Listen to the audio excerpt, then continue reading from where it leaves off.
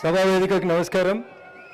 Congress party ఏడాది పాలన మీద కాంగ్రెస్ పార్టీ చేస్తున్నటువంటి విజయోత్సవాలకి కౌంటర్గా భారతీయ జనతా పార్టీ నాయకులు కార్యకర్తలు గ్రామాల్లోకి పోయి కాంగ్రెస్ పార్టీ ఇచ్చినటువంటి ఎలక్షన్ మేనిఫెస్టో మీద చర్చ పెట్టాల్సినటువంటి సందర్భంలో మనం ఈ సమావేశాన్ని ఏర్పాటు చేసుకోవడం జరిగింది. నేటి ఈ సమావేశానికి కొద్దిసేపట్లో గౌరవనీయులు భారతీయ జనతా పార్టీ ఆల్ ఇండియా అధ్యక్షులు పెద్దలు జేపీ నడ్డా గారు కొద్దిసేపట్లో రాబోతా ఉన్నారు. వేదిక మీద ఉన్నటువంటి పెద్దలు గౌరవనీయులు కేంద్ర హోంశాఖ సహాయ మంత్రి వర్యులు బండి Sanjay Kumar garu, Bharatiya Janata Party OBC Morcha all India అధ్యక్షులు గౌరవనీయులు రాజ్యసభ సభ్యులు డాక్టర్ కె లక్ష్మణ్ గారు, వేదిక మీద ఉన్నటువంటి గౌరవ శాసనసభ్యులు, పార్లమెంట్ సభ్యులు, మాజీ మంత్రులు, మాజీ శాసనసభ్యులు, మాజీ పార్లమెంట్ సభ్యులు, భారతీయ జనతా పార్టీ రాష్ట్ర పదాధికారులు, వేదిక ముందున్నటువంటి ప్రింట్ ఎలక్ట్రానిక్ మీడియా మిత్రులు, భారతీయ జనతా పార్టీ ఆత్మీయ కుటుంబ సభ్యులందరికీ పేరు పేరున కాంగ్రెస్ ఏడాది పాలన సందర్భంగా ఏడాది పాలనందామా ఏడాది దినమందా అనేటువంటి చర్చని ప్రారంభించాల్సిందిగా గ్రామాల లోపల కార్యకర్తలందరూ కూడా సవినయంగా అప్పీల్ చేస్తా ఉన్నాం. ఏం మారింది? ఒక నియంత పాలనకి చరమగీతం పాడితే ఏడాదిలో తెలంగాణలో ప్రజాపాలన వచ్చింది, ప్రజల బతుకు లోపల మార్పులు వచ్చినాయి, ప్రజల జీవన విధానం లోపల ఎక్కడైనా మార్పు వచ్చిందా అనే అంశం మీద ఒక చర్చను తీసుకుంటే విగ్రహాల రూపాలు మారుతూ ఉన్నాయి, పార్టీల జెండాల కలర్ల రూపాలు మారుతూ ఉన్నాయి తప్ప ఏం మారలేదు. తెలంగాణను ఇచ్చినటువంటి సోనియా గాంధీని ఒకప్పుడు బలిదేవత అని చెప్పి మాట్లాడినటువంటి రేవంత్ రెడ్డి గారు ఆ బలిదేవత పుట్టినరోజు మార్చిన తెలంగాణ తల్లి విగ్రహం పెట్టి దాంట్లో కూడా మళ్ళీ మన నెత్తి మీద షటగోపురం పెట్టేందుకు వాళ్ళ కాంగ్రెస్ పార్టీ గుర్తు హస్తం గుర్తుని ఆ విగ్రహం లోపల పెట్టుకుంటున్నారు తప్ప కొత్తగా ఏం మార్పు రాలేదు. అందుకని ఇలా తెలంగాణ సమాజం ఆలోచించాలి. బీఆర్ఎస్ పార్టీకి కాంగ్రెస్ పార్టీకి మధ్యలో ఏమన్నా తేడా ఉందా అంటే అప్పుడు ఒక్క కుటుంబం దోసుకుంటుండే, ఇప్పుడు డజన్ల కొద్ది కుటుంబాలు దోసుకుంటా ఉన్నాయి తప్ప పెద్ద తేడా అంటూ కాంగ్రెస్కి టీఆర్ఎస్కి మధ్యలో ఏం లేదు. రేవంత్ రెడ్డి గారికి ఇప్పటికైనా అర్థం కావాల్సింది, ఆలోచించుకోవాల్సింది ఏంటంటే తన సొంత నియోజకవర్గంలో పారిశ్రామిక కారిడార్ను లేకపోతే ఇంకొక పేరిట ఆయన కంపెనీలు పెడతా అని భూసేకరణ చేస్తే గ్రామాల్లో ఉన్నటువంటి ప్రజలు తిరగబడి పోలీసులని కలెక్టర్లని భౌతిక దాడులకి దిగిన రోజే రేవంత్ రెడ్డి గారికి నిజంగా ప్రజాస్వామ్యం మీద విశ్వాసం ఉంటే సొంత నియోజకవర్గంలోనే ప్రజలు తిరుగుబడి కలెక్టర్ను కొట్టారు కాబట్టి ఆయనకి ఏమన్నా ఉంటే ఆయన భాషలోనే చెప్పాలంటే ఇజ్జత్, మానం, సిగ్గు, లజ్జ ఇట్లాంటివి ఏమన్నా ఉంటే ఆ రోజే ఆయన శాసనసభ సభ్యత్వానికి రాజీనామా చేసి అంటూ ఉండాల్సింది. ఏమైనా ఉన్నాయా? ఏం లేవు. పిట్ట కొంచెం గూతగనం, మనిషి చూస్తే ఈ టేబుల్ కంటే 2 ఇంచులు తక్కువ ఉంటాడు, మాట్లాడమంటే మాత్రం బాగా మాట్లాడతాడు. మనకు రావా మాటలు? మనమంతా జై తెలంగాణ అని కొట్లాడలేదా? ఆంధ్రోళ్ళు ఒకటంటే మనం 4 గంటమని చెప్పినాం, ఎవడన్నా ఇటుకతోటి కొడితే గండెట్ రాయితోటి కొట్టాలని చెప్పినాం. ఈటుగా జవాబ్ పత్తర్ సే దేంగే అని చెప్పి వచ్చిన వాళ్ళం మనం. నేను తొక్కుకుంటా పోతా, ఏం దొక్కుతావు? పోయి కొండారెడ్డి పనులు ఏమైనా దొక్కేందుకు ప్రయత్నం చేయి, కనబడకుండా మూసి నదిలేసి తొక్కుతారు నిన్ను, మళ్ళీ అడ్రస్ కూడా కనబడకుండా పోతావు రేవంత్ రెడ్డి. అందుకని ఈ ఏడాది పాలన సందర్భంగానైనా ఆ తల్లి ఆ అమ్మవారు నీకు మంచి బుద్ధి ఇవ్వాలి, జ్ఞానోదయం ఇవ్వాలి, నీ భాష మార్చుకోవాలని చెప్పి ముఖ్యమంత్రి అయినటువంటి విషయాన్ని గుర్తుంచుకొని మాట్లాడాలని చెప్పి నేను ఈ సందర్భంగా రేవంత్ రెడ్డి గారికి తెలియజేస్తా ఉన్నా. కాంగ్రెస్ పార్టీ పిసిసి అధ్యక్షునిగా ఓ 42 పేజీల పుస్తకాన్ని వేసిండు రేవంత్ రెడ్డి. అయ్యా రేవంత్ రెడ్డి గారు ముఖ్యమంత్రి అయినాక ఎన్నడైనా 42 పేజీల మీ మేనిఫెస్టో చదివినామని ఒకసారి అడగాలి. ఎట్లాగూ ప్రియాంక గాంధీకి తెలుగు అర్థం కాదు, రాహుల్ గాంధీకి సమజ్ కాదు, పక్కనున్న లేదో చెప్తే వాళ్ళేదో చెప్పిపోతారు. అందుకని ఎప్పుడన్నా నీ 42 పేజీల మేనిఫెస్టో ఒక్కసారి నువ్వు చదివి చూడు. ఆ మేనిఫెస్టోలో రైతులకి, గిరిజనులకి, దళితులకి, నిరుద్యోగ యువకులకి మీరు చేస్తా అని చెప్పి అటు సోనియమ్మ నోటో, ఇటు ప్రియాంక గాంధీ నోటో, అటు రాహుల్ గాంధీ నోటో పలికించినటువంటి చిలుక పలుకుల్లో ఏ ఒక్క పలుకునైనా మీరు ఈ రోజు దాకా అమలు చేసిరో అనేది దయచేసి ఒక్కసారి రేవంత్ రెడ్డి ఆలోచించుకోవాలి. ఆయన అంటాడు కిషన్ రెడ్డి గారు కాదు మోడీ గారు రావాలని నాతో చర్చగా అడుగుతాడు. నేను అడుగుతున్న రేవంత్ రెడ్డి గారు, నీ మేనిఫెస్టో 42 పేజీలు తీసుకొని నీకు నచ్చిన అమరవీరుల స్తూపం 1968లో కట్టిన అమరవీరుల స్తూపంకి వస్తావా, లేకపోతే కేసీఆర్ కట్టిన కొత్త అమరవీరుల స్తూపం కాడికి వస్తావా, లేదా నీకు నచ్చిన స్థలం ఎంపిక చేసుకో, లేదా లగచర్లకు రమ్మంటే కూడా లగచర్లకు మేము వస్తాం. కానీ నీ 42 పేజీల కాంగ్రెస్ మేనిఫెస్టో మీద బహిరంగ చర్చ చేసేటువంటి దమ్ము ధైర్యం రేవంత్ రెడ్డికి ఉందా అనేది ఒకసారి ఆలోచించాలి.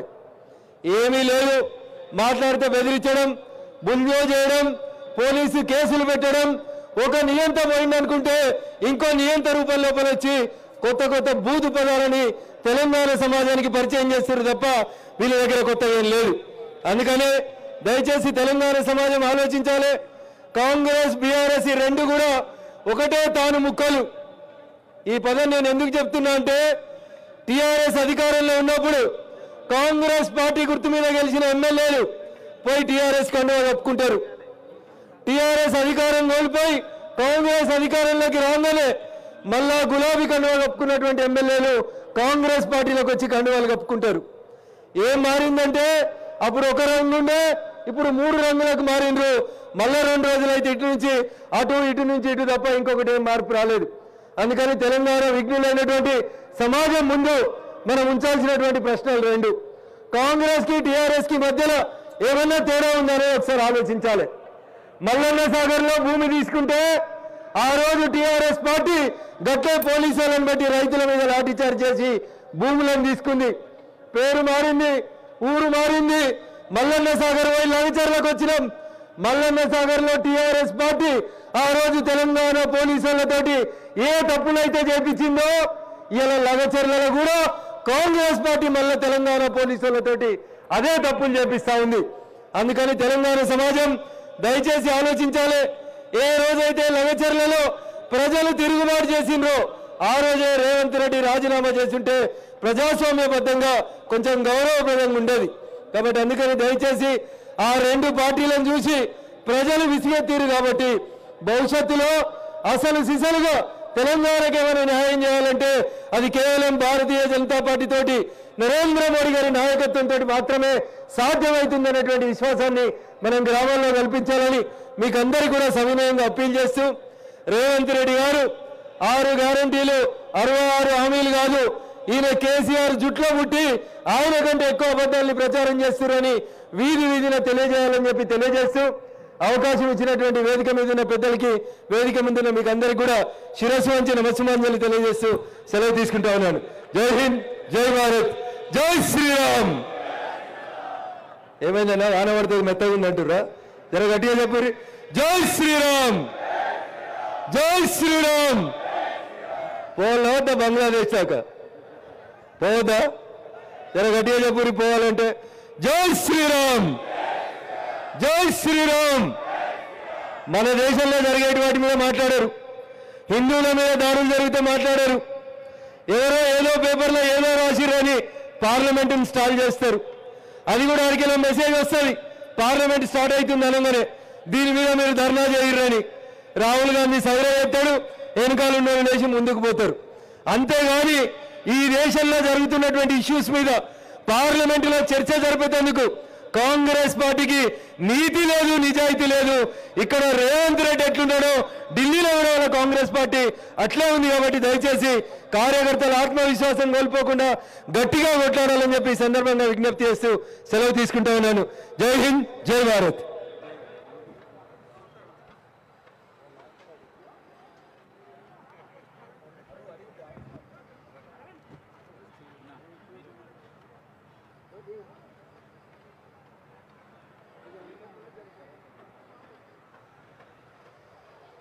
మన పార్టీ జాతీయ ఉపాధ్యక్షురాలు మహబూబ్నగర్ పార్లమెంట్ సభ్యురాలు గౌరవనీయులు శ్రీ డికే అరుణ గారిని మాట్లాడవలసిందిగా కోరుతున్నాను.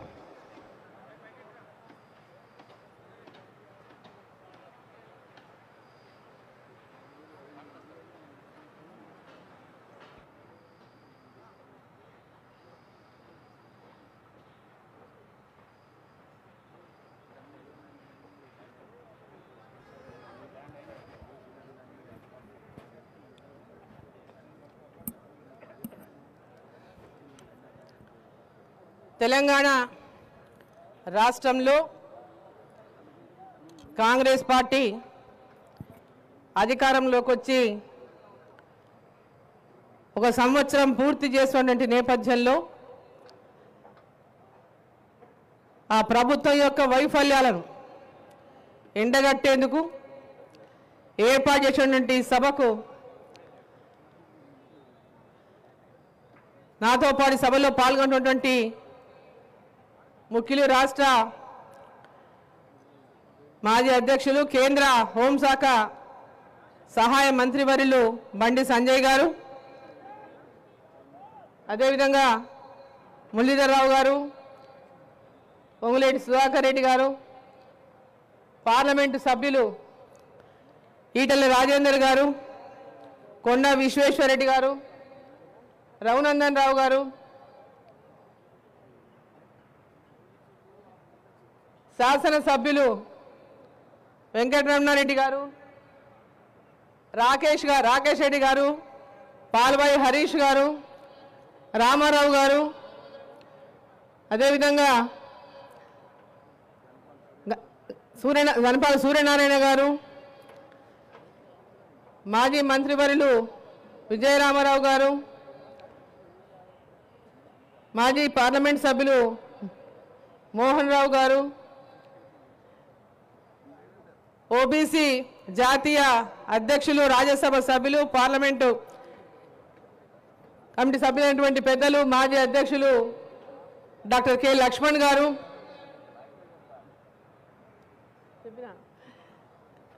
రాష్ట్ర ప్రధాన కార్యదర్శులు బంగారు శృతి గారు,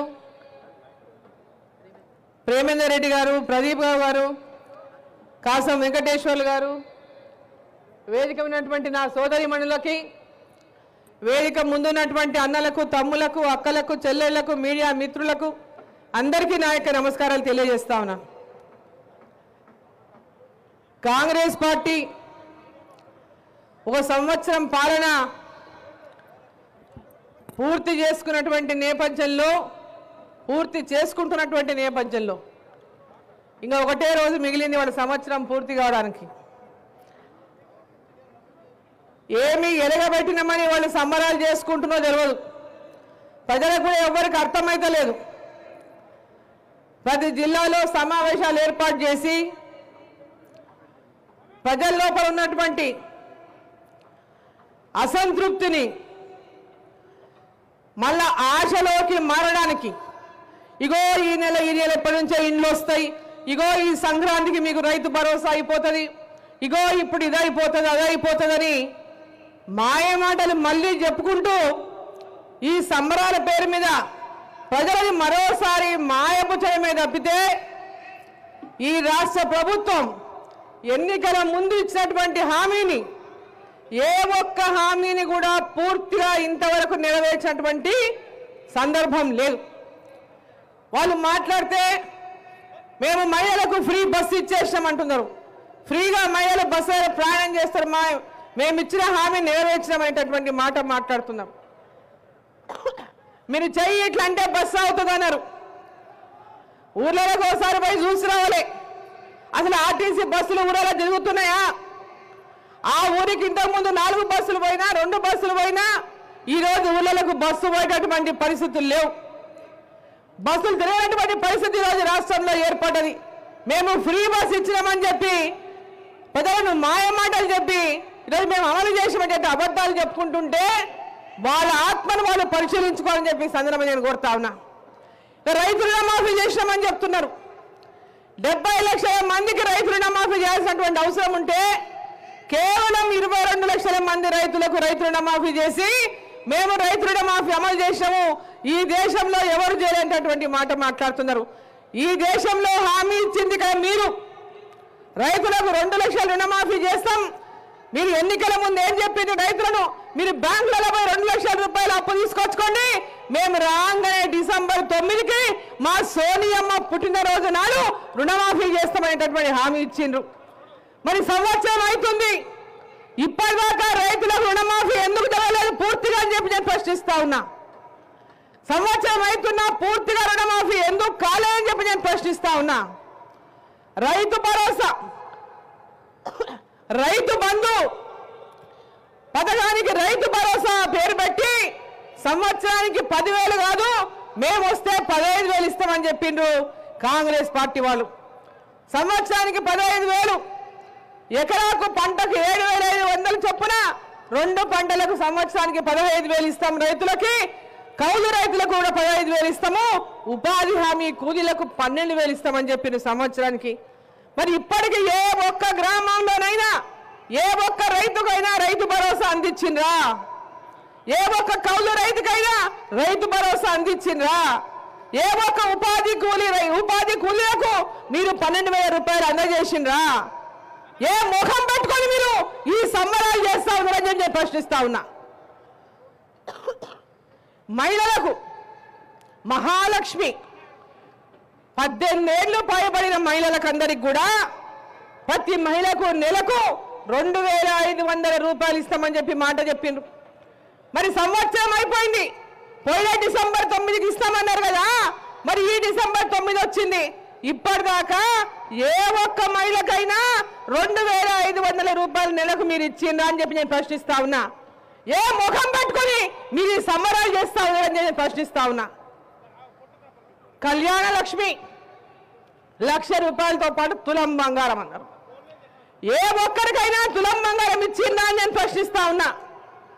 ఏ మొహం పెట్టుకొని మీరు సంబరాలు చేసుకుంటారని చెప్పి నేను ప్రశ్నిస్తా ఉన్నా. నిరుద్యోగులకు నెలకు 4,000 రూపాయలు నిరుద్యోగ భృతి ఇస్తామన్నారు. డిగ్రీ చేస్తున్నటువంటి అమ్మాయిలకు ఎలక్ట్రిక్ స్కూటర్లు ఇస్తామని చెప్పి మాట చెప్పిండ్రు. మరి ఇప్పటిదాకా మీరు ఇచ్చిన హామీలన్నీ ఎవరైనా మీరు ఇచ్చిన హామీనా లేకుంటే ఇంకా వేరే వాడు ఇచ్చిన హామీలను మేము ప్రశ్నిస్తున్నామని చెప్పి అడుగుతా ఉన్నా. మేము ఎందుకయ్యా నెరవేరుస్తారు మీరు ఇచ్చిన హామీలంటే, భారతీయ జనతా పార్టీ మమ్మల్ని విమర్శిస్తుందని చెప్పినటువంటి అన్నవారుగా నోరుకి ఎంత వస్తే అంత మాట్లాడుతున్నారు. అసలు ఈ ముఖ్యమంత్రిది అసలు నోరేనా? అది నోరేనా? ఒక ముఖ్యమంత్రిని చూసినాం గతంలో, కేసీఆర్. ఆ కేసీఆర్ భాషలు కానీ ఆ కేసీఆర్ యొక్క మాటలు కానీ ఆ పద్ధతిని అసహించుకునే తెలంగాణ ప్రజలు గద్దె దింపిన విషయాన్ని ఈ ముఖ్యమంత్రి సోయి తప్పినట్టున్నాడు. ఈ ముఖ్యమంత్రి ఏం మాట్లాడుతున్నాడు? అసలు ఒక ముఖ్యమంత్రిగా ఆయన వేసే వ్యవహారం ముఖ్యమంత్రి లాగా కనిపిస్తుందా? ఎక్కడైనా ఒక ముఖ్యమంత్రి మాట్లాడేటటువంటి భాషనే మాట్లాడుతున్నాడా? మాట్లాడితే నేను కేసీఆర్ కంటే తక్కువైపోతానేమో తిట్టకుంటే, కేసీఆర్ కంటే నేను ఎక్కువ తిడితేనే నేను ముఖ్యమంత్రి అనిపించుకుంటానేమో అని తిడుతున్నాడు పోటీపడి. మాట్లాడితే కేంద్ర ప్రభుత్వాన్ని తిడతాడు, మంత్రులను తిడతాడు, ఎంపీలను తిడతాడు, నరేంద్ర మోదీ గారిని తిడతారు. అయ్యా మీరు ఏం ప్రజలకు మాట ఇచ్చిండ్రో మీరు ఇచ్చిన మాట నిలబెట్టుకోనండి.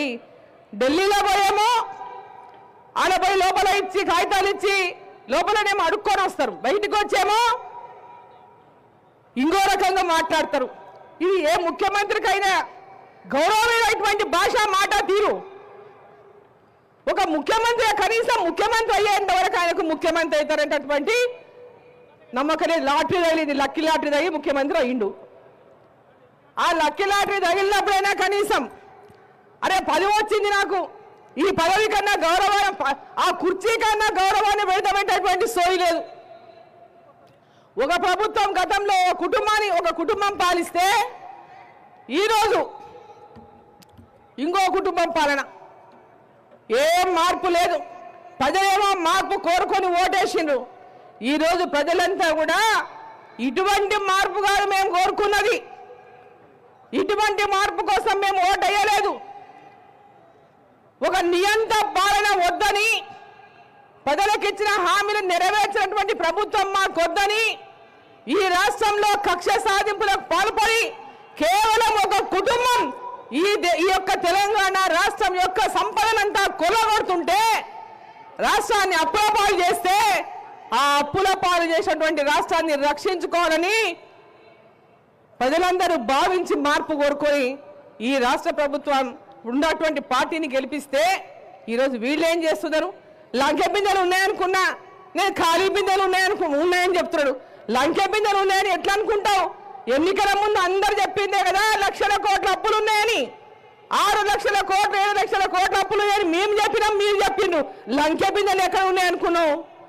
లంకె బిందెలు దోచుకోవడానికి కోసం వచ్చినావా, ప్రజలకు పని చేయడానికి వచ్చినావా అని చెప్పి నేను ప్రశ్నిస్తా ఉన్నా. అక్కలారా, అమ్మలారా, తెలంగాణ ప్రజలారా, ఏ ఆశతో ఆశయంతో మీరు ఈ ప్రభుత్వాన్ని గెలిపించిండ్రో, ఈ ప్రభుత్వం ఈ పరిపాలన అందించడంలో కానీ, ఈ ముఖ్యమంత్రి ఈ రాష్ట్రాన్ని పరిపాలించడంలో కానీ పూర్తిగా విఫలమయ్యిండ్రు. ప్రజలందరూ ఆలోచించాలి. ఈ రాష్ట్రంలో ఒక సుపరిపాలన రావాలి. రేపు రాబోయేటటువంటి స్థానిక సంస్థల ఎన్నికల్లో భారతీయ జనతా పార్టీని గెలిపించి రాబోయే కాలంలో ఈ రాష్ట్రంలో మార్పు రావాలి. నరేంద్ర మోదీ గారి యొక్క నేతృత్వంలో తెలంగాణ కూడా భారతీయ జనతా పార్టీ అధికారంలోకి వచ్చినాడే తెలంగాణ రాష్ట్రం యొక్క రాత మారుతుంది. కానీ అంతవరకు ఈ తెలంగాణ రాష్ట్రాన్ని అప్పులపాలు చేయకుండా ఈ తెలంగాణ రాష్ట్రాన్ని రక్షించుకోవడానికి అందరూ ఏకమై రాబోయేటటువంటి స్థానిక ఎన్నికల్లో భారతీయ జనతా పార్టీకి మద్దతు ఇవ్వండి. ఈ యొక్క కాంగ్రెస్ పార్టీ యొక్క వైఫల్యాలను భారతీయ జనతా పార్టీ మీకు ఇచ్చిన హామీలను నెరవేర్చే వరకు ఎదురొడ్డి పోరాడి మీకు న్యాయం చేయ వరకు పోరాడుతుందని చెప్పి తెలియజేసుకుంటూ భారత్ మాతాకి, భారత్ మాతాకి. దయచేసి ఈ గ్రౌండ్లో ఎంతమంది ఉన్నారో అంతకు రెట్టింపు సంఖ్యలో ఆ గేట్ దగ్గర రోడ్ల పైన ఉన్నారు. పోలీసులు ఎవరిని కూడా ఆపొద్దు, తొందరగా లోపలికి వచ్చే విధంగా చేయాలని ఇప్పుడే మన జాతీయ అధ్యక్షులు బయలుదేరారు. కొద్దిసేపట్లో ఇక్కడికి చేరుకోబోతున్నారు.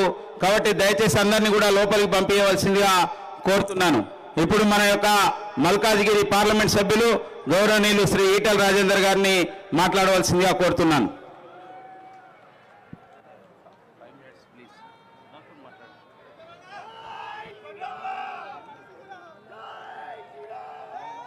గౌరవనీయులు భారతీయ జనతా పార్టీ రాష్ట్ర ప్రధాన కార్యదర్శి సభాధ్యక్షులు ప్రేమేందర్ రెడ్డి గారు, గౌరవనీయులు కేంద్ర మంత్రివర్యులు పెద్దలు బండి సంజయ్ గారు, గౌరవనీయులు పెద్దలు మురళీధర్ రావు గారు, పెద్దలు రాజ్యసభ సభ్యులు లక్ష్మణ గారు, సుధాకర్ రెడ్డి గారు, గౌరవనీయులు గౌరవ పార్లమెంట్ సభ్యులు విశ్వేశ్వరరెడ్డి గారు, డికే అరుణ గారు, నాగేష్ గారు, రఘునందన్ రావు గారు, గౌరవ శాసనసభ్యులు వెంకట్రామరెడ్డి గారు, రాకేష్ రెడ్డి గారు, ధన్పాల్ సూర్యనారాయణ గారు, హరీష్ రావు గారు, రామారావు పటేల్ గారు, గౌరవ ప్రజాప్రతినిధులు, పార్టీ వివిధ హోదాలు ఉన్నటువంటి నాయకులకు, సహచర కార్యకర్తలకు, మీడియా మిత్రులకు అందరికీ పేరు పేరున నమస్కారం. ఇప్పటికే పెద్దలంతా కూడా ఎన్నికల ముందు రేవంత్ రెడ్డి వచ్చేది కాదు, ఇచ్చేది కాదు, గుట్టకు తాడు కడదాం, పోతే తాడు పోతుంది, వస్తే గుట్ట వస్తుంది, ఒడ్డెక్కేదాకా ఓడమల్లప్ప, ఒడ్డెక్కినాక బోడమల్లప్పలాగా ఇవాళ సంవత్సర కాలంగా ఆనాడు ఏం మాటలు చెప్పిండో, ఇవాళ సంవత్సర కాలంలో ఏమి అనుభవమైందో ఎవరు చెప్పాల్సిన అవసరం లేకుండానే ఆనాటి రేవంత్ రెడ్డి మాటలని, ఈనాటి మాటలని, చేతలని సెల్ ఫోన్లలో బేరీజు వేసుకొని చూస్తున్న విషయం అందరి తెలంగాణ ప్రజలందరూ కూడా అర్థమైంది. వక్తలందరూ కూడా ఆ మాట చెప్పారు. ఇవాళ పరిస్థితి ఏంటంటే ఇచ్చిన హామీలు అమలు కాకపోతున్నా కానీ మమ్మల్ని చల్లగా బతకనిస్తే చాలంటువంటి పరిస్థితికి తెలంగాణ రాష్ట్రం నెట్టివేయబడ్డది. ఇవాళ చూస్తూ ఉన్నాం, గతంలో ప్రజాప్రతినిధిగా ఉన్నవాళ్ళు ప్రభుత్వం మీద నమ్మకంతో విశ్వాసంతో పనులు చేస్తే, గ్రామాలలో మండలాలలో జిల్లా పరిషత్లో పనిచేస్తే ఇవాళ సంవత్సరంన్నర 2 సంవత్సరాలు అవుతుంది, బిల్లులు రాక ప్రభుత్వం మీద ఉత్తర్వులు రాసిపెట్టి సర్పంచ్లు చేసిన వాళ్ళు, ఎంపీటీసీలు చేసిన వాళ్ళు, ఉప సర్పంచ్లు చేసిన వాళ్ళు 50 మంది చనిపోయిందంటే ఈ రాష్ట్రంలో ఈ ప్రభుత్వం మీద ఏం భావన ఉందో మనకు అర్థం కావాలి. ఆటో డ్రైవర్లు వాళ్ళు కొన్న నాలుకకు మందేస్తే ఉన్న నాలుకకు పోయినట్టుగా 12,000 రూపాయలు దేవుడెరుగు. కానీ ఇవాళ 50 మంది ఆటో డ్రైవర్లు సూసైడ్ చేసుకున్నటువంటి దౌర్భాగ్య పరిస్థితి రాష్ట్రంలో ఉన్నది. ప్రభుత్వం అంటే ఇల్లు కట్టిస్తుందని, ప్రభుత్వం అంటే సమస్యలు తీరుస్తామని చెప్పి భావిస్తారు. కానీ ఇల్లు కట్టించిన దేవుడెరుగు. హైడ్రాపేట సంవత్సర కాలంగా ఎంత డ్రామా చేసినా మీరు చూసినారు. కంటి మీద కొనుక్కు లేదు. బస్తీలలో ఉన్నవాళ్ళు, చెరువుల పక్కబండి నివసించే వాళ్లకు కంటి మీద కొనుక్కు లేకుండా చేసిండు. ఏ బస్తీలో ఎప్పుడు బుల్డోజర్లు వస్తాయో, ఎప్పుడు ఇల్లు కూలగొడతామని చెప్పి బిక్కుమంటూ బతికేటువంటి ప్రజానికానికి భారతీయ జనతా పార్టీ అండగా ఉండి, భారతీయ జనతా పార్టీ ధైర్యాన్ని ఇచ్చి కాపాడుకున్న విషయం మీకు తెలుసు. అనేక బస్తీలలో ఇల్లు కూలగొట్టబడితే ఇవాళ అక్కడ కూడా హార్ట్ అటాక్ వచ్చిన వాళ్ళు, బ్లడ్ ప్రెషర్తో దవాఖానలో చేరిన వాళ్ళు, కూకడిపల్లిలో మాత్రం బుచ్చమ్మ అనేటువంటి మహిళ సూసైడ్ చేసుకొని నోటు పెట్టి చచ్చిపోయి చెప్తే మనకి ఈ హైదరాబాద్ కూడా మేము చూసాం. ఇవాళ మూసీ నది పక్క బండి పేద మీద ప్రేమ లేదు రేవంత్ రెడ్డికి. మూసీ నది అటుపక్కకు ఇటుపక్కకు ఒక 300 మీటర్లు బఫర్ జోన్లుగా ఇండికేట్ చేసి కొన్ని 100 ఎకరాల భూములు గుంజుకొని ఇవాళ అదానికి పెద్ద కంపెనీలకు కట్టబెట్టి వేల కోట్ల రూపాయలు దండుకొని అధిష్టానానికి డబ్బు సంచులు పంపి పదవిని కాపాడుకునే ప్రయత్నం చేస్తుంది తప్ప మూసీ నది పక్కనున్న పేరు మీద ఈ రేవంత్ రెడ్డికి విశ్వాసం లేదు, నమ్మకం లేదని చెప్పి ఇప్పటికీ అర్థమైపోయింది.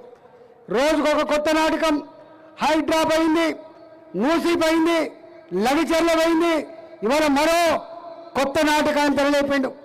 ఆనాడు కేసీఆర్ ప్రభుత్వం దుర్మార్గంగా అసైన్మెంట్ భూములు ఎకరాకి 8 లక్షల రూపాయలు చొప్పున, పట్టా భూములు 18 లక్షల రూపాయలు చొప్పున 14,500 ఎకరాల్ని ముచ్చరులో అక్వైర్ చేస్తే ఆనాడు అదే పార్టీ పాదయాత్ర చేసింది. ఆనాడు ఆ పార్టీ నాయకులు ఇది దుర్మార్గం, అక్రమం అని చెప్పి ఆక్రోశించారు.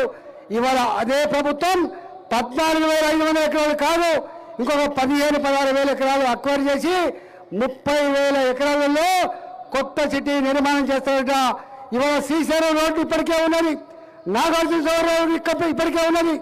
ఆ రోడ్లను కలిపేయాలంటే 300 ఫీట్ల రోడ్డు ఉందన్నా మరో కొత్త రోడ్డు వేయడానికి సామాన్య కూరగాయలు పండించుకొని బతికే ఎకరం అరెకరం రైతుల దగ్గర మా విశ్వేశ్వరరెడ్డి గారి పార్లమెంట్ పరిధిలో ఆ భూములను గుంజుకొని ఆ రైతుల కళ్ళల్లో మట్టి కొట్టేటువంటి ప్రయత్నం చేస్తా ఉన్నాడు. ఇవాళ రేవంత్ రెడ్డికి దళితుల భూములు ఎట్లా గుంజుకోవాలి, రేవంత్ రెడ్డికి కూరగాయలు పండించుకొని వ్యవసాయం చేసుకొని భూమిని నమ్ముకున్న రైతుల భూములు ఎట్లా గుంజుకోవాలి, జీతగాళ్ళుగా అడ్డమిది కూలుగా ఎట్లా మార్చాలనే సంకల్పం తప్ప రేవంత్ రెడ్డి కొత్తగా ఇళ్ల జాగాలు ఇచ్చే ఆస్కారం లేదు. రేవంత్ రెడ్డి కొత్తగా ఇల్లు కట్టించే ఆస్కారం లేదు. రేవంత్ రెడ్డి ఇవాళ ఇచ్చిన హామీలో అమలు చేయగల దమ్ము ఈ రేవంత్ రెడ్డి లేదు. రేవంత్ రెడ్డి అని కూడా డ్రామాలని చెప్పి ఇలా ప్రజలు భావిస్తా ఉన్నారు. ఆనాడు కేసీఆర్ ప్రభుత్వపు అహంకార పాలన మీద, ఆనాడు నియంత్రిత పోకళ్ళ మీద ఇవాళ విసుగు చెందిన ప్రజలు తాతడేస్తే దిమ్మ తిరిగిపోయింది కేసీఆర్ కు. ఆ ప్రభుత్వం తాతడ పెట్టడానికి 10 సంవత్సరాలు పడితే ఇవాళ రేవంత్ రెడ్డి ప్రభుత్వం, రేవంత్ రెడ్డి మరీ ముఖ్యంగా రేవంత్ రెడ్డి అబాస పాలు కావడానికి సంవత్సరాలు పట్లే ఇవాళ 10 నెలల కాలంలోనే ఇవాళ అబాస పాలవుతున్న పరిస్థితి చూస్తా ఉన్నాం. కాబట్టి తెలంగాణ ప్రజలారా, ఇప్పటికే మా గౌరవ పార్లమెంట్ సభ్యుల నాయకులు చెప్పినట్టుగా తులం బంగారు రాలే, పెళ్లి పందిరిలో 2,500 రూపాయలు రాలే, ఆటో డ్రైవర్లకు 12,000 రూపాయలు రాలే, ఇట్లా చెప్పుకుంటూ పోతే 6 గ్యారంటీలు, 66 హామీలు, 400 పైచులకు పళ్ళ మీద హామీలు ఇచ్చిండు. ఆనాడే మేము చెప్పినాం ఇది అమలేటి కాదు, ఇది మోసం మాత్రమని చెప్తే అర్థం కాలే. వాళ్ళు చెప్పిన మాట ప్రకారంగానే నెలకు 6,400 కోట్ల రూపాయలు వడ్డీపేట అసలుపేట కడుతున్నా అని చెప్పి లెక్కలు చెప్పిండు. ఇవాళ ఆయన లెక్కల ప్రకారంగానే చిప్ప చేతికి ఇచ్చిండు తప్ప, ఉత్త చిప్ప తప్ప ఏ ఒక్క హామీ కూడా అమలు చేయగల దమ్ము లేదు. మాటలతో, మీడియా మేనేజ్మెంట్తో, అబద్ధ ప్రచారాలతో ఇవాళ డబ్బులు ఇచ్చి మీటింగ్లు పెట్టి బుకాయించే ప్రయత్నం తప్ప ఈ ప్రభుత్వం చేయగలిగేం లేదు. కాబట్టి రాబోయే కాలంలో ప్రజలకు ఇచ్చిన హామీలను అమలు చేయడం కోసం ప్రజలు చేస్తున్న సమస్యల పోరాటాలకి బాధ్యత కలిగిన ప్రతిపక్ష పార్టీగా ప్రజల వెంట ఉంటుంది. ఈ ప్రభుత్వం మెడలు వంచి హామీలు అమలయ్యేంత వరకు ప్రజాప్రతినిధులుగా, పార్టీ నాయకులుగా తెలంగాణ ప్రజల వెంట ఉండి రాబోయే కాలంలో జరిగిన పోరాటాల్లో ప్రత్యేకంగా పాల్గొంటామని చెప్పి ఈ సందర్భంగా తెలియజేస్తూ జై తెలంగాణ, భారత్ మాతాకి, భారత్ మాతాకి. మన యొక్క గౌరవ జాతీయ ఓబీసీ మోర్చా అధ్యక్షులు, పార్లమెంట్ సభ్యులు, పార్లమెంట్ బోర్డు సభ్యులు డాక్టర్ కె లక్ష్మణ్ గారిని మాట్లాడవలసిందిగా మనవి చేస్తున్నాం.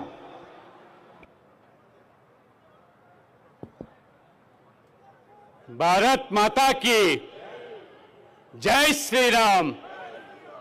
గట్టిగా రెండు చేతులు చెప్పండి. అధ్యక్షుల వారు బయలుదేరినారు, కొద్ది నిమిషాల్లో ఇక్కడ రాబోతా ఉన్నారు. జై శ్రీరామ్, జై శ్రీరామ్. వేదిక ఆశిలేటువంటి కేంద్ర మంత్రివర్యులు సోదరులు బండి సంజయ్ గారు, జాతీయ ఉపాధ్యక్షురాలు పార్లమెంట్ సభ్యురాలు సోదరి డికే అరుణ గారు, పార్లమెంట్ సభ్యులు సోదరులు ఈటెల రాజేందర్ గారు, సుధాకర్ రెడ్డి గారు, అరవింద్ గారు, రఘునందన్ రావు గారు, నాగేష్ గారు, మురళీధర్రావు గారు, కొండా విశ్వేశ్వరరెడ్డి గారు, శాసన సభ్యులు, ఇతర రాష్ట్ర నాయకులు, ఈ సభకు విచ్చేసినటువంటి ఆశేష ప్రజానికము, మీడియా మిత్రులు, ఇంతకుముందు వక్తలందరూ కూడా ఒక సంవత్సరం యొక్క రేవంత్ రెడ్డి గారి పాలన, ఈ ప్రజా వ్యతిరేక పాలన పట్ల విసిగిన ప్రజానికము ఏ రకంగా ఇవాళ అల్లాడిపోతున్నారో తెలంగాణలో చాలా స్పష్టంగా మీ ముందు పెట్టడం జరిగింది. ఎన్నికల ముందు ఇచ్చినటువంటి హామీలన్నీ కూడా అటకెక్కించి ఇవాళ 6 అబద్ధాలు 66 మోసాల పేరు మీద భారతీయ జనతా పార్టీ ఇవాళ ఒక భారీ ఉద్యమానికి, ఎందుకంటే ఒక ప్రభుత్వం అధికారులకు వచ్చి సంవత్సరం గడువు ఇవ్వాలి కాబట్టి వేచి చూశాము. ఇచ్చిన హామీలు ఎక్కడైనా అమలు చేస్తారేమో అని అన్ని వర్గాల ప్రజలను, రైతులను, మహిళలను, విద్యార్థులను, యువకులను, ఎస్సీ ఎస్టీ బీసీలను, అన్ని వర్గాలను కూడా మోసం చేసి అబద్ధాల ప్రచారంతో ఫేక్ వీడియోలు సృష్టించి ఏ రకంగా ఎన్నికల్లో ఓట్లు దండుకున్నారో, తెలంగాణ ప్రజలను మోసం చేశారో ఇప్పుడిప్పుడే ప్రజలందరూ కూడా చైతన్యమవుతా ఉన్నారు. రైతు భరోసా అన్నారు, రైతులకు భరోసా లేకుండా పోయింది. రైతు బంధు ఆపేశారు. ఇవాళ రుణమాఫీ అటకెక్కించి 74 లక్షల రైతులు అప్పులు చేస్తే ఇవాళ 24 లక్షల మందికి రుణమాఫీ చేసి ఇవాళ మీ పార్లమెంట్ సభ్యుడు పార్లమెంట్లో చెప్తారు, దేశంలో ఎక్కడ లేని విధంగా 31,000 కోట్ల రుణమాఫీ చేశామని. ఇక్కడ మంత్రి చెప్తాడు మొదటి విడతగా 17,000 కోట్ల రుణమాఫీ జరిగింది, భవిష్యత్తులో మళ్ళీ 14,000 కోట్లు మాఫీ చేస్తామని. పొంతలు లేని మాటలు మోసబుచ్చి అధికారులకు వచ్చిన మీరు, ఆనాడు బీఆర్ఎస్ ప్రభుత్వము కేసీఆర్ పట్ల విసిగే ప్రజానికము మార్పు కోరుకున్నారు. వాళ్ళ యొక్క అవినీతి, బంధుప్రీతి, వాళ్ళ యొక్క మరి పూర్తిగా ఏ రకంగా తెలంగాణ దోచుకున్నారో ఆ కుటుంబం పట్ల విసిగిన ప్రజానికము మార్పు కోరుకుంటే ఆ మార్పులో లాభపడ్డటువంటి కాంగ్రెస్ పార్టీ రేవంత్ రెడ్డి గారు ప్రజలు మిమ్మల్ని నమ్మి ఓటేయలేదు. మీరు ఇచ్చిన హామీలు ఏవైతున్నాయో ఎక్కడ అమలు జరిగితే బాగుపడతామని చెప్పి, కానీ జరిగింది ఏమిటి? ఈ ఫేక్ ప్రచారాలు, అబద్ధాల మోసాలతో పుట్టిన ఈ కాంగ్రెస్ పార్టీ ఇవాళ మీరు పార్లమెంట్ సమావేశాలు చూస్తున్నారు. ఎక్కడ కూడా ఇవాళ పార్లమెంట్ సమావేశాలు జరగకుండా గత 10 సంవత్సరాలుగా నరేంద్ర మోడీ గారి నాయకత్వంలో ఈ దేశం అగ్రగామిగా మారుతూ ఉన్నది. ప్రపంచంలోనే అభివృద్ధి దూసుకుపోతూ ఉన్నది. పేదలకు ఇవాళ ఆ పథకాలు చివరి వ్యక్తికి అందుతూ ఉన్నాయి. కాబట్టి ప్రపంచంలోనే ఇవాళ భారతదేశం ఒక శక్తివంతమైన దేశంగా మారుతూ ఉంటే గత 3 పర్యాయాలుగా రాహుల్ గాంధీ నేతృత్వంలో కాంగ్రెస్ పార్టీ ఓడిపోతూ ఉంటే తిరుగులేని విజయాన్ని ఒక చరిత్రను సృష్టించి 3వసారి నరేంద్ర మోడీ గారు ప్రధానమంత్రి అయితే సహించలేక కొన్ని విదేశీ శక్తులు ఏ రకంగా అమెరికాలో కుట్రలు మణుతూ ఉంటే ఈరోజు దానికి వంతబాడుతున్నారు రాహుల్ గాంధీ గారు. OCCRP అనే ఒక సంస్థ ఈ దేశం భారతదేశము అగ్రగామిగా మారుతూ ఉన్నది. ఇవాళ నరేంద్ర మోడీ గారు తిరుగులేని నాయకుడిగా మారిపోతున్న ప్రపంచంలోనే. అందుకనే ఒక దుష్ప్రచారం విష ప్రచారం చేస్తూ ఏ రకంగా అక్కడ వారు ఆ యొక్క పన్నే కుట్రల్లో పౌల్గా మారి రాహుల్ గాంధీ గారు ఏ రకంగా ఇవాళ పార్లమెంటు కార్యకలాపాలు స్తంభింపజేస్తా ఉన్నాడో మీరు కల్లారా చూస్తా ఉన్నారు. ఆనాడు కరోనా కష్టకాలంలో 21 సంవత్సరం ఆనాడు జూలైలో ఈ దేశం యొక్క శాస్త్రజ్ఞులు గొప్పగా దేశీయమైనటువంటి వ్యాక్సిన్లు 2 తయారు చేసి ప్రపంచానికే అందజేస్తూ ఉంటే ఆ వ్యాక్సిన్ ఏ రకంగా కోవాక్సిన్ ఇతర దేశాలకు ఆ రకంగా ఆ కోవిడ్ బాధితులకు ఊరటగా మారితే ఇదే యొక్క సంస్థ ఆనాడు జార్జ్ సోరస్ కానివ్వండి ఈ OCCRP సంస్థలు కానివ్వండి ఆ కోవాక్సిన్ కు వ్యతిరేకంగా విష ప్రచారం చేస్తే మరుసటి రోజే రాహుల్ గాంధీ ఇక్కడ మరి భారతదేశంలో ఆ కోవాక్సిన్ కు వ్యతిరేకంగా ప్రభుత్వానికి వ్యతిరేకంగా ఏ రకంగా ప్రచారం చేశారు. ప్రతి పార్లమెంట్ సమావేశం సందర్భంగా ఏదో ఒక అంశాన్ని తెర మీదకి తీసుకొస్తే అక్కడ కుట్రలు మణుతూ ఉంటే విదేశాల్లో విదేశీ శక్తులకు ఊతమిచ్చే విధంగా రాహుల్ గాంధీ వివరిస్తూ ఉంటాడు. ఇవాళ ఆనాడు పెగాసిస్ ఒక తప్పుడు వార్తలు సృష్టించి ఆ రకంగా ప్రచారం చేస్తే అది పార్లమెంట్లో ప్రస్తావించేదానికి పార్లమెంట్ చర్చ చేయకుండా ఏ రకంగా అడ్డుకున్నాడో రాహుల్ గాంధీ వాళ్ళ కల్లారా చూస్తాను. ఆ రోజు ఇదే OCCRP సంస్థ ఆనాడు ఇండియన్ హెరాల్డ్ కేసులో 5,000 కోట్ల అవినీతికి సోనియా గాంధీ రాహుల్ గాంధీ బాధ్యులని చెప్పి విచారణ జరుగుతూ ఉంటే ఇదే సంస్థ ఆ విదేశాల్లో ఇది సోనియా గాంధీ రాహుల్ గాంధీకి వ్యతిరేకంగా రాజకీయ కుట్రలు జరుగుతున్నాయి భారతదేశంలోని ప్రచారం చేస్తున్నారంటే OCCRP రాహుల్ గాంధీ వేరు కాదు, శరీరాలు జార్జ్ సోరస్ ఈ యొక్క రాహుల్ గాంధీ వేరు కాదు, శరీరాలు వేరు కావచ్చు కానీ ఈ ఇద్దరి ఆత్మ ఒక్కటే.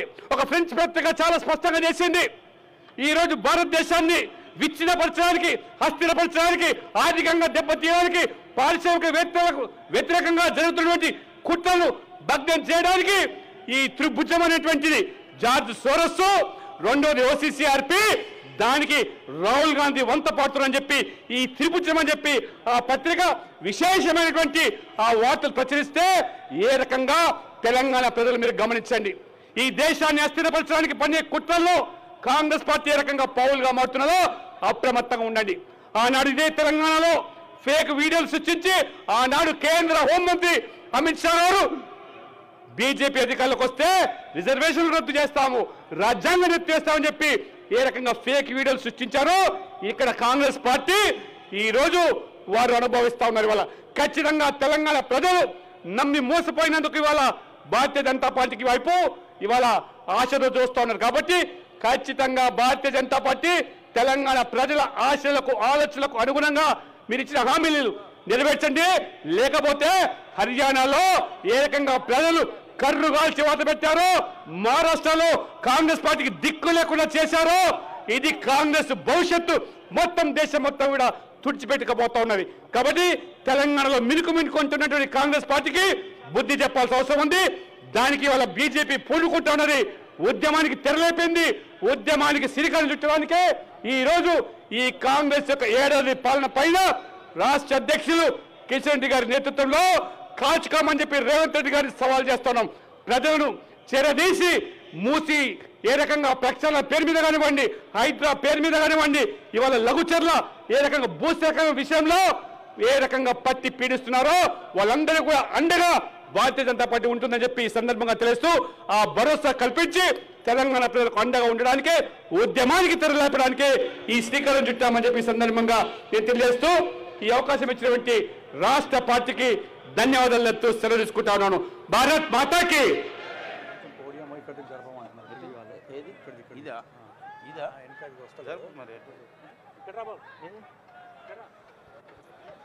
మనందరికీ మన యొక్క రాష్ట్ర భారతీయ జనతా పార్టీ అధ్యక్షులుగా పనిచేసి కరీంనగర్ పార్లమెంట్ సభ్యులుగా రెండవసారి గెలిచి కేంద్ర హోంశాఖ సహాయ మంత్రిగా పనిచేస్తున్న గౌరవనీయులు శ్రీ బండి సంజయ్ కుమార్ గారిని మాట్లాడమని కోరుతున్నాను.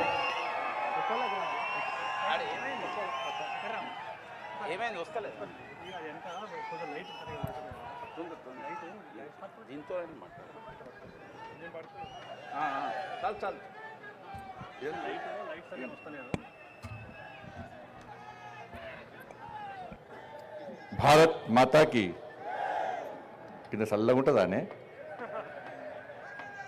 భారత్ మాతాకి, భారత్ మాతాకి జై శ్రీరామ్. ఏ మజా లేదన్న, కొంచెం చల్లబట్టి ఉంటుంది, గరం ఉంటుంది, వస్తుంది. నడ్డగారు బయలుదేరారు ఇప్పుడే. 2 చేతులు ఎత్తాలన్న, దండం పెడతారు, 2 చేతులు ఎత్తాలి. భారత్ మాతాకి, భారత్ మాతాకి జై శ్రీరామ్, జై శ్రీరామ్. నరేంద్ర మోడీ గారి నాయకత్వం, అమిత్ షా గారి నాయకత్వం, జేపీ నడ్డా గారి నాయకత్వం, కిషన్ రెడ్డి గారి నాయకత్వం. భారత్ మాతాకి. కొంతమంది బయట వాగుతూ ఉంటారు అన్న, బీజేపీ చల్లబడ్డదని. ఈ జోసు చూసినాక ఇంకొకసారి ఎవడన్నా బీజేపీ చల్లబడ్డ తీసి చంపక లోపల ఒక్కరు చంపడు ఇంకోసారి వాడనంటే. బీజేపీ కార్యకర్తలు ఎప్పుడు చల్లబడరన్న, వాళ్ళు తెలియదు. ఎందుకంటే ఇప్పుడు బీఆర్ఎస్ వాళ్ళని చూసినాం మనం.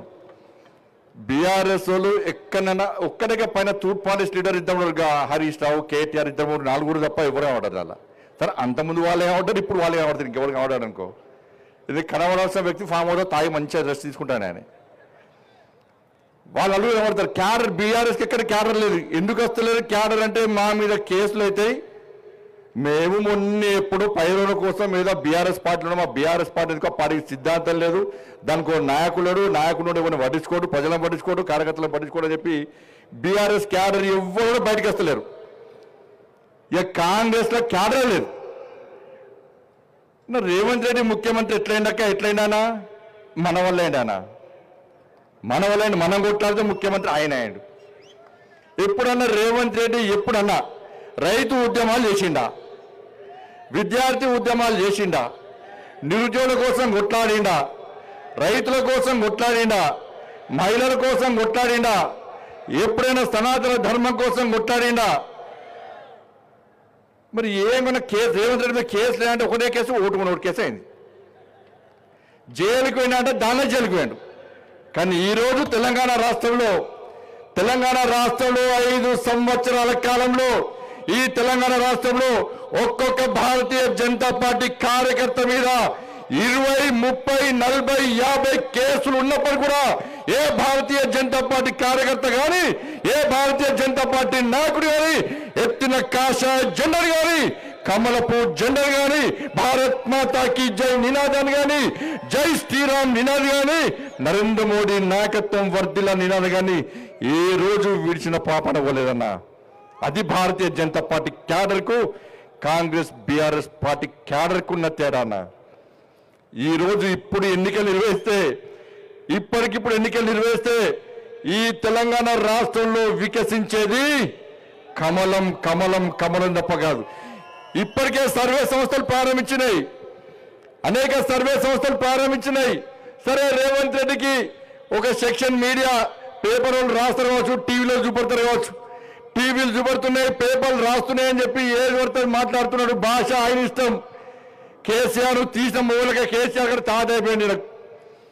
ఇప్పటికిప్పుడు సర్వే నిర్వహిస్తున్నాయి అనేక సంస్థలు. సర్వేలు ఎప్పుడు నిర్వహిస్తాయన్నా? ఎన్నికల ముందు సర్వేలు నిర్వహిస్తాయి. కానీ కొత్తగా ఈసారి సర్వే సంస్థలన్నీ సర్వే నిర్వహిస్తే కాంగ్రెస్ పార్టీ 3వ స్థానానికి పోయింది, రేవంత్ రెడ్డి 10వ స్థానానికి పోయాడు. రేవంత్ రెడ్డిని ముఖ్యమంత్రిగా గుర్తించే స్థితిలో తెలంగాణ రాష్ట్ర ప్రజలు లేరు. రేవంత్ రెడ్డి వ్యవహారాలు చూసి, రేవంత్ రెడ్డి భాష చూసి, రేవంత్ రెడ్డి మాటలు చూసి, రేవంత్ రెడ్డి నడవడిక చూసి రేవంత్ రెడ్డిని ముఖ్యమంత్రిగా గుర్తించే స్థితిలో తెలంగాణ సమాజం లేదు. ఇలా ఇచ్చిన 6 గ్యారెంటీలు 420 హామీలన్నీ మొత్తం సర్వనాశనం చేశారు. ఏం హామీలు వచ్చినా ఏమనంటే ఉచిత బస్సు అంటున్నారు, 200 యూనిట్ల కరెంట్ అంటున్నారు, ఉచిత గ్యాస్ అంటే గ్యాస్ ఎవరికి ఇచ్చారు, రేషన్ కార్డులకి గ్యాస్ ఇచ్చారు, కరెంటు అందరికి ఫ్రీ ఇస్తారా అంటే 200 యూనిట్లు కూడా కరెంటు ఫ్రీ అట. ఆర్టీసీ బస్సు అంటే బస్సులు మొత్తం బంద్ చేసారు, మళ్ళీ దానిలో కొరికెలు పెట్టిరు. అలా ఇవాళ మేము అడుగుతున్నాం ఈ వేదిక సాక్షిగా, ఇలా కిషన్ రెడ్డి గారి నేతృత్వంలో ఇంత పెద్ద భారీ బహిరంగ సభ నిర్వహించడం. ఈ వేదిక పెట్టిన తర్వాత కాంగ్రెస్ పార్టీలు భారతీయ జనతా పార్టీ విమర్శ చేస్తున్నారు. మీ విమర్శలను పట్టించుకోం. ఈ వేదిక సాక్షిగా మేము అడిగే ప్రశ్నలకు మీరు సమాధానం చెప్పండి. మీలో కొన్ని నియతుంటే నిజాయితీ ఉంటే మీరు మీ సోనియా గాంధీ మీద ఒట్టు పెట్టారు, సోనియా గాంధీ సంతకంతో లెటర్ రాశారు, ఈ దేవుని మీద ఒట్టు, ఖురాన్ మీద ఒట్టు పెట్టారు, బైబిల్ మీద ఒట్టు పెట్టారు, భగవద్గీత మీద ఒట్టు పెట్టారు, నానా ప్రమాణాలు వేసారు. వల్ల మేము చేసే సమాధానం మేము చెప్పిన మాటలు సమాధానం చెప్పండి. చలో రైతుల విషయంలో రైతులను మోసం చేసింది వాస్తవం కాదా? రేవంత్ రెడ్డి సర్కార్ చెప్పాలి. ఇలా రుణమాఫీ చేస్తున్నారు, 2 లక్షల రుణమాఫీ చేస్తున్నారు. సాక్షాత్తు వ్యవసాయ శాఖ మంత్రి ప్రకటన చేసిండు, ఇంకా 22 లక్షల మందికి రుణమాఫీ చేయాలని చెప్పి సాక్షాత్తు వ్యవసాయ శాఖ మంత్రి ప్రకటన ఇస్తే రేవంత్ రెడ్డి మాత్రం రుణమాఫీ చేస్తాం అందరికీ అని చెప్పి రేవంత్ రెడ్డి సర్కార్ చెప్తున్నారు. ఇలా రైతు కూలీలకు 12,000 రూపాయలు ఇస్తున్నారు. ఎంతమంది రైతు కూలీలకు 12,000 రూపాయలు ఇచ్చిన రేవంత్ రెడ్డి సర్కార్ చెప్పాలి. 15,000 రూపాయలు రైతు భరోసా ఇస్తున్నారు. ఎంతమందికి రైతు భరోసా ఇచ్చిన రేవంత్ రెడ్డి సర్కార్ చెప్పాలి. ఇలా అన్ని పంటలకు 500 రూపాయలు బోనస్ ఇస్తామని చెప్పి కేవలం సన్నాలకు మాత్రమే 500 రూపాయలు బోనస్ ఇస్తామని చెప్పి రైతులను మోసం చేసింది వాస్తవమా కాదా రేవంత్ రెడ్డి సర్కార్ చెప్పాలి. తరుగు తాలు తేమ లేకుండా పండించిన ప్రతి పంట గింజ కొంటామన్నారు. తరుగు పేరుతోని తాలు పేరుతోని వీళ్ళ రైతులను ఏ విధంగా మోసం చేస్తున్నారో రేవంత్ రెడ్డి సర్కార్ చెప్పాలి. ఆడతామని ఆడిస్తాం బిడ్డ. రేవంత్ రెడ్డి నేను ఇష్టపెట్టే ప్రసక్తి లేదు. సంక్రాంతికి నీకు డెడ్ లైన్, సంక్రాంతికి డెడ్ లైన్. ఈ వేదిక సాక్షిగా మనం చెప్తున్నాం, ఈ వేదిక సాక్షిగా చెప్తున్నాం. మనమంటే గంగిరెద్దులో కదా భారతీయ జనతా పార్టీలు అచ్చొచ్చిన ఆంబొత్తులుగా తెలంగాణ రాష్ట్రం దోచుకుంటే దొంగలు మీ కాంగ్రెస్లు. అదే మీ గంగిరెద్దులు వాళ్ళన్నారు, వాళ్ళ మీరు అంటున్నారు. Sankranti deadline Revanth Reddy. సంక్రాంతి తర్వాత ఏ ఒక్క కాంగ్రెస్ పార్టీ నాయకుని రోడ్ల మీద తిరగడం, ప్రతి గల్లీలో పరిశీలిస్తాం, ప్రతి వీధిలో పరిశీలిస్తాం, ప్రతి గ్రామంలో పరిశీలిస్తాం, ప్రతి మండలంలో పరిశీలిస్తాం. రైతులకు ఇచ్చిన హామీలను నెరవేర్చాల్సిన బాధ్యత నీది. లేకుంటే గ్రామ పంచాయతీ ఎన్నికల్లో కానీ రాబోయే ఎన్నికల్లో నీకు గుణపాఠం చెప్పడానికి తెలంగాణ రాష్ట్ర ప్రజలు సిద్ధంగా ఉన్నారన్న విషయాన్ని గుర్తుంచుకోవాలి. మహిళలను మోసం చేశారు. పెళ్ళైతే తులం బంగారం అన్నారు, ఎంతమందికి తులం బంగారం ఇచ్చారు. ఇంటికి వచ్చిన కోడలకు 2,500 రూపాయలు ఇస్తారు, ఎంతమంది కోడలకు ఇచ్చారు. అవ్వా తాతలకు అత్తలకు మామలకు 4,000 రూపాయలు ఆసరా పెన్షన్ ఇస్తున్నారు, ఎంతమందికి ఇచ్చారు. ఇలా స్కూటీలు ఇస్తున్నారు, యువతకు స్కూటీలు ఇస్తున్నారు. ఎంతమంది స్కూటీలు ఇచ్చారో ఒక్కసారి తెలంగాణ మహిళా సమాజం ఆలోచించాలి. ఇలా అమ్మలక్కలందరూ కూడా, అవ్వలు తాతమ్మలందరూ కూడా టీవీల దగ్గర చూస్తున్నారు. ఈ 100 రోజుల పాలన అని చెప్పి, ఈ సంవత్సర పాలన అని చెప్పి విజయోత్సవం చేసుకుంటారు. కనీసం ఇప్పుడైనా ఆసరా పెన్షన్లు ఇస్తారా, మాకు తులం బంగారం ఇస్తారా, మాకు స్కూటీలు ఇస్తారా మాకు అని చెప్పి 2,500 రూపాయలు ఇస్తారా అని చెప్పి అమ్మలక్కరు అవ్వలు తాతలందరూ కూడా కళ్ళలో కొవ్వొత్తులు లెక్క పెట్టుకొని చూస్తున్నారు ఇలా. కానీ దాని గురించి రేవంత్ రెడ్డి సర్కారు మాట్లాడుతున్నారు. ఇదే సరూర్ నగర్ స్టేజ్ నుంచి ఇలా యూత్ డిక్లరేషన్ ఇచ్చారు. ఇవాళ 2 లక్షల ఉద్యోగాలు భర్తీ చేస్తున్నారు. 55,000 ఉద్యోగాలు ఇస్తామంటుంటే రేవంత్ రెడ్డి అంటారు, పెద్దపల్లి పోయినట్టున్నాయి. ఇలా నోరు వేస్తారు రేవంత్ రెడ్డి అబద్ధాలే, నోరు వేస్తారు రేవంత్ రెడ్డి అబద్ధాలే. అరే టీఎస్పీఎస్సీ చైర్మన్ నిన్న కాక మొన్న చెప్పాడు. టీఎస్పీఎస్సీ చైర్మన్ ఆయన దిగిపోగా చెప్పాడు, మేము కేవలం 13,000 ఉద్యోగాలకు మాత్రమే నోటిఫికేషన్ ఇస్తామని చెప్పి సాక్షాత్తు టీఎస్పీఎస్సీ చైర్మన్ చెప్తే రేవంత్ రెడ్డి మాత్రం 55,000 ఉద్యోగాలు ఇస్తామని చెప్తున్నాడు. ఏ దేశంలో ఇచ్చినా, బంగ్లాదేశ్ ఇచ్చినా, పాకిస్తాన్లో ఇచ్చిన ఉద్యోగాలు చెప్పండి. టీఎస్పీఎస్సీ చైర్మన్ చెప్తున్నాడు 13,000 ఉద్యోగాలు ఇస్తామని చెప్పి. నువ్వు డిఎస్సీ పెట్టినా కావచ్చు, డిఎస్సీ 12,000 మొత్తంగా తిప్పి కొడితే ఒక 20-23,000 మందికి ఉద్యోగాలు ఇచ్చి ఇలా 55,000 మందికి ఉద్యోగాలు ఇస్తా అని చెప్పి మోడీ సర్కారు ఎన్ని వేల ఉద్యోగాలు, 10 లక్షల మందికి ఉద్యోగాలు ఇచ్చే ఘనత నరేంద్ర మోడీ ప్రభుత్వాన్ని రోజ్గార్ మేళా పేరుతోని దేశవ్యాప్తంగా కేంద్ర ప్రభుత్వ ఉద్యోగాలు చేయడానికి ఘనత నరేంద్ర మోడీ ప్రభుత్వాన్ని. ఎక్కడ పేపర్ లీక్ కాలే, ఎక్కడ పైరోల్ కాలే, డైరెక్ట్ వెహికల్ పెట్టి అపాయింట్మెంట్ ఆర్డర్స్ ఇచ్చిన ఘనత నరేంద్ర మోడీ ప్రభుత్వాన్ని. నువ్వు ఇచ్చింది 20,000 ఉద్యోగాలు అయితే 50,000 ఉద్యోగాలు అని చెప్పి మోసం చేస్తున్నావు. నిరుద్యోగ యువతకు 4,000 రూపాయలు నిరుద్యోగ వృత్తి ఇస్తున్నావు. ఒక్కొక్క యువకునికి ఇవాళ 48,000 రూపాయలు ఈ రేవంత్ రెడ్డి బాకీ ఉన్నటువంటి 48,000 రూపాయలు నిరుద్యోగ వృత్తి ఇస్తాను. ఇలా ఉన్న కాంట్రాక్ట్ ఉద్యోగాలు దాదాపు 6,000 మందిని ఉద్యోగాలు తొలగించిన మూర్ఖులు ఈ రాష్ట్ర ముఖ్యమంత్రి రేవంత్ రెడ్డి అన్న విషయాన్ని ఒక్కసారి యువత గుర్తుంచుకోవాలి. ఉద్యోగాలు లేక మొన్న గ్రూప్ 1 ఎగ్జామ్ 21 జీవో పెట్టాడు, 46 జీవో అన్నాడు. కొత్త జీవోలు తీసుకొచ్చి ఇలా నిరుద్యోగ యువతను ఏ విధంగా మోసం చేస్తుండో రేవంత్ రెడ్డి సర్కార్, రేవంత్ రెడ్డి ప్రభుత్వం ఎట్లా మోసం చేస్తుందో ఆ రోజు వచ్చిండు రాహుల్ గాంధీ వచ్చిండు, సెంట్రల్ అడ్డి పనులు ఉన్నాడు, వాళ్ళ బాధలు చూసిండు. ఇలా బాధలు చూసి ఉద్యోగాలు మేమిస్తామని వాళ్ళ ఉన్న ఉద్యోగాలు కూడా కొట్టి నిరుద్యోగ యువతని ఏ విధంగా బాధ పెడుతుండో ఒక్కసారి ఆలోచండి. ఇలా చిక్కనపల్లి చౌరాస్తాలో, అమీర్పేట చౌరాస్తాలో, సంజయ్ నగర్ లో, ఇలా టాస్క్ ఫోర్స్ లో మొత్తం కోచింగ్ సెంటర్లన్నీ ఖాళీ. ఈ రేవంత్ రెడ్డి ప్రభుత్వం మీద నమ్మకం లేదు. ఇప్పటిదాకా కోచింగ్ లో పేరుతో కేసీఆర్ మూర్ఖత్వం వల్ల ఇలా మేము మోసపోయినాం. మళ్ళీ మా కూలీనాలు వేసుకునే మా తల్లిదండ్రులకు భారం కాలం, మాకు కోచింగ్ వద్దు, ఈ ఉద్యోగాలు మా నా బతుకులు సర్వనాశనం చేస్తుండ్రు రేవంత్ రెడ్డి అని ఇలా కనీసం కోచింగ్లు తీసుకోవడానికి కూడా విద్యార్థి యువత బాధపడుతుంటే ఒక్కసారి మనం అందరూ ఆలోచించాలి. ఏ విధంగా రేవంత్ రెడ్డి ప్రభుత్వం మీద ఈ తెలంగాణ రాష్ట్రంలో యువత ఆగ్రహంగా ఉన్నారు ఒక్కసారి వచ్చారు. ఇలా విద్యార్థులకు ఫీజు రియంబర్స్మెంట్ లేదు. ఫీజు రియంబర్స్మెంట్ లేకపోవడం వలన ఇలా యాజమాన్యాలు విద్యా సంస్థలు నడపకపోవడం వలన ఇలా విద్యార్థుల భవిష్యత్తు అంధకారంగా మారింది. 7,000 కోట్ల రూపాయలు ఇలా బకాయిలుంటే కనీసం ఒక్క పైసా ఇవ్వకపోవడం. ఇలా పాఠశాలలు నడిచే పరిస్థితి లేదు. చాక్ పీస్లు, డస్టర్లు కూడా కొనే పరిస్థితి లేదు. ఉద్యోగ భర్తీలు చేస్తాడు, ఉపాధ్యాయ పోస్టులు భర్తీ చేస్తాడు, ఉపాధ్యాయ పోస్టులు భర్తీ చేయలే. ఇలా పాఠశాలలో కనీస సౌకర్యాలు, గురుకుల పాఠశాలలో ఎప్పుడు ఏ రోజు ఫుడ్ పాయిజనింగ్ సమస్య ఇబ్బంది వస్తుందని ఎదురు చూసే పరిస్థితి మన తెలంగాణ రాష్ట్రంలో వచ్చిందంటే ఒక్కసారి గురుకులాల పరిస్థితి ఏందో ఒక్కసారి ఆలోచన.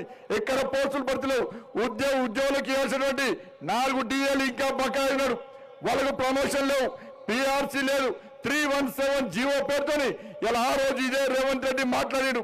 భారతీయ జనతా పార్టీ కార్యకర్తలు ఈ తెలంగాణ రాష్ట్రంలో ఉద్యమం చేస్తే 317 జీవోకు వ్యతిరేకంగా ఉద్యమం చేసి జైల్లో పోతే ఇదే రేవంత్ రెడ్డి మాట్లాడాడు. 317 జీవో మూర్ఖత్వం. స్థానికత కోసం తెలంగాణ రాష్ట్రం ఏర్పడ్డ తర్వాత కూడా కొట్టాడాల్సిన పరిస్థితి వచ్చిందని చెప్పి ఆ రోజు మాట్లాడిన రేవంత్ రెడ్డి ఈ రోజు 317 జీవో గురించి కనీసం మాట్లాడిన పాపనపోలేదు. ఇప్పటికి చెట్టుకోలు పుట్టగోలై ఇలా ఉద్యోగ ఉపాధ్యాయులు ఏ విధంగా ఇబ్బంది పడుతున్నారో ఇలా ఉద్యోగస్తులను కలిస్తే ఒక్కసారి తెలిస్తే వాళ్ళకి DAలు ఇస్తలేడు, వాళ్ళ ప్రమోషన్ లేవు. ఇట్లా ఏ వర్గం చూసినా కూడా కనీసం వాళ్ళ గురించి పట్టించుకున్న పాపనపోలేదన్న. అందుకే సోదరులారా, భారతీయ జనతా పార్టీ వైపు మాత్రమే ప్రజలు చూస్తున్నారు. అన్ని వర్గాలు, ఎస్సీలకు ఎస్సీ రిజర్వేషన్ 18% అమలు చేస్తున్నాడు. ఎస్సీలకు 15 లక్షల రూపాయలు ఇలా. అంతకుముందు బీఆర్ఎస్ పార్టీ 15 లక్షల రూపాయలు ఇచ్చింది. మేము 15 లక్షల రూపాయలు ఇస్తామని చెప్పి చెప్పాడు. బీఆర్ఎస్ పార్టీ మోసం చేసిండు, ఈయన మోసం చేసిండు. ఇలా ఎస్సీలకు పోడుబూడ సమస్యను పరిష్కరిస్తున్నారు. ఒక్కొక్క గ్రామ పంచాయతీ తండాలకు 20 లక్షల ఆర్థిక సహాయం చేస్తున్నాడు. వాళ్ళ సమస్యలు వచ్చింది. ఇలా బీసీలకు ప్రతి సంవత్సరము 20,000 కోట్ల రూపాయల బడ్జెట్ ఇస్తా, బీసీ సబ్సిడీ చేస్తా అని చెప్పన్నాడు. ఇలా ఒక్క పైసా ఇవ్వకుండా ఇదే రాహుల్ గాంధీ చెప్పిండు సంవత్సరానికి 5 సంవత్సరాల్లో 1,00,000 రూపాయల బడ్జెట్ బీసీలకు ఇస్తామన్నటువంటి రాష్ట్ర ముఖ్యమంత్రి కాంగ్రెస్ పార్టీ ప్రభుత్వం ఈ రోజు బీసీలను ఏ విధంగా మోసం చేస్తుందో ఒక్కసారి ఆలోచించండి. కేవలం ఒక వర్గానికి కొమ్ముగాయడం, ఒక వర్గం యొక్క ఓట్ల కోసం మళ్ళా తిరిగి ఎంఏ పార్టీ సంకల్పం వచ్చి ఎంఏ పార్టీ మద్దతు కూడగొట్టడానికి ఇలా కాంగ్రెస్ పార్టీ ఏ విధంగా ప్రయత్నం చేస్తుందో ఒక్కసారి ఆలోచించండి. అందుకే వేదికగా అప్పీల్ చేస్తున్నాం. స్థానిక సంస్థల ఎన్నికలు కానీ, కార్పొరేషన్ ఎన్నికలు కానీ భారతీయ జనతా పార్టీకి మద్దతు ఇవ్వండి. సర్పంచులను అప్పీల్ చేస్తున్నా, మాజీ సర్పంచులను అప్పీల్ చేస్తున్నా. మీ బతుకులు నాశనం చేసింది బీఆర్ఎస్ పార్టీ, మీ బతుకులను ఇంకా నాశనం చేస్తున్నది కాంగ్రెస్ పార్టీ. స్థానిక సంస్థల ఎన్నికల్లో మాకు మద్దతు ఇవ్వండి. గుండె మీద చేసుకుని ఆలోచించండి. గ్రామ పంచాయతీలు అభివృద్ధి చెందిన అంటే అది కేవలం నరేంద్ర మోడీ గారి ప్రభుత్వం ఇచ్చిన నిధుల వల్ల విషయం వాస్తవమా కాదా అని మాజీ సర్పంచ్ ఆలోచించండి. మీ బతుకులు నాశనం కావడానికి కారణం బీఆర్ఎస్ కాంగ్రెస్ పార్టీలు. అందుకే మాకు మద్దతు ఇవ్వండి. మళ్ళీ ఎత్తున జిహెచ్ఎంసీ ఎన్నికలు రాబోతున్నాయి. నేను చెప్తున్నా అందరూ ఎలా మీరందరూ కూడా హైదరాబాద్ ప్రాంతానికి భాగ్యనగర్ ప్రాంతానికి సంబంధించిన ప్రజలు ఎట్టి పరిస్థితుల్లో ఈ భాగ్యనగర్ గడ్డ మీద జిహెచ్ఎంసీ ఎన్నికల్లో కాషాయపు జెండా రెప్పరెప్పలాడించడం ఖాయం. అందరు భరోసా ఉండండి. ఇక్కడ ఉన్న నాయకులం అందరం కలిసి మీకు చెప్తున్నాం, అందరితో చెప్పినాం. మీరు గల్లీ గల్లీలోని కాంగ్రెస్ పార్టీ ప్రజా వ్యతిరేక విధానాలను మీరు ప్రజలకు వివరించండి. మర్చిపోతున్నా భాగ్యనగర్ ప్రజలు ముత్యాలమ్మ గుడి మీద దాడి జరిగిన సంఘటన భాగ్యనగర్ ప్రజలు మర్చిపోరన్నా. రక్షాపురంలో దేవాలయం మీద దాడి జరిగిన సంఘటనను హిందువులు మర్చిపోరన్నా. అరే శంషాబాద్లో నవగ్రహాల గుడి మీద దాడి జరిగిన సంఘటనను ఈ భాగ్యనగర్లోని హిందూ సమాజం మర్చిపోరన్నా. పగ తీసుకోవడానికి భాగ్యనగర్ ప్రజలు సిద్ధంగా ఉన్నారన్నా. ఎప్పుడు ఎన్నికలు వస్తాయరా జిహెచ్ఎంసీ ఎన్నికలు? ఈ కాంగ్రెస్ పార్టీకి, ఎంఏ పార్టీకి, బీఆర్ఎస్ పార్టీకి గుణపడని చెప్పాలి. పోయినసారి 48 సీట్లు ఇచ్చినాం. ఈసారి మేయర్ పదవి ఎట్టి పరిస్థితుల్లో భారతీయ జనతా పార్టీకి ఇవ్వాల్సిందే, ఇచ్చి తీరాల్సిందే. ఈ భాగ్యనగరం అభివృద్ధి చెందాలంటే ఎవరి జాగిరన్నా హైదరాబాద్, మన జాగిరన్నా హైదరాబాద్. ఈ హైదరాబాద్ అభివృద్ధి జరిగేది మోడీ గారి పైసలన్నా, మన పైసలన్నా హైదరాబాద్ జరిగేది. వీళ్ళు అయ్యా జాగిరి, వీళ్ళు తాత జాగిరి అన్నట్టు ఒక వర్గాన్ని కొమ్ముగాస్తూ వాళ్ళకే అందిస్తే ఎట్లా చూస్తూ కూర్చుంటామన్నా? ఏడవైనా వివక్షతనే అన్నా, ఏడవైనా ఇదే పరిస్థితి. ఇవాళ బంగ్లాదేశ్లో హిందువుల మీద, హిందూ దేవాలయం మీద దాడులు జరుగుతున్నాయన్న బంగ్లాదేశ్లో. భాగ్యనగర్లో హిందూ దేవాలయం మీద దాడులు జరుగుతున్నాయి. రాబోయే రోజుల్లో భాగ్యనగర్ బంగ్లాదేశ్గా మార్చడానికి ఇలా కాంగ్రెస్ పార్టీ ఎన్నికల కోసం ప్రయత్నం చేస్తున్నా. భాగ్యనగర్ బంగ్లాదేశ్గా మార్చాం.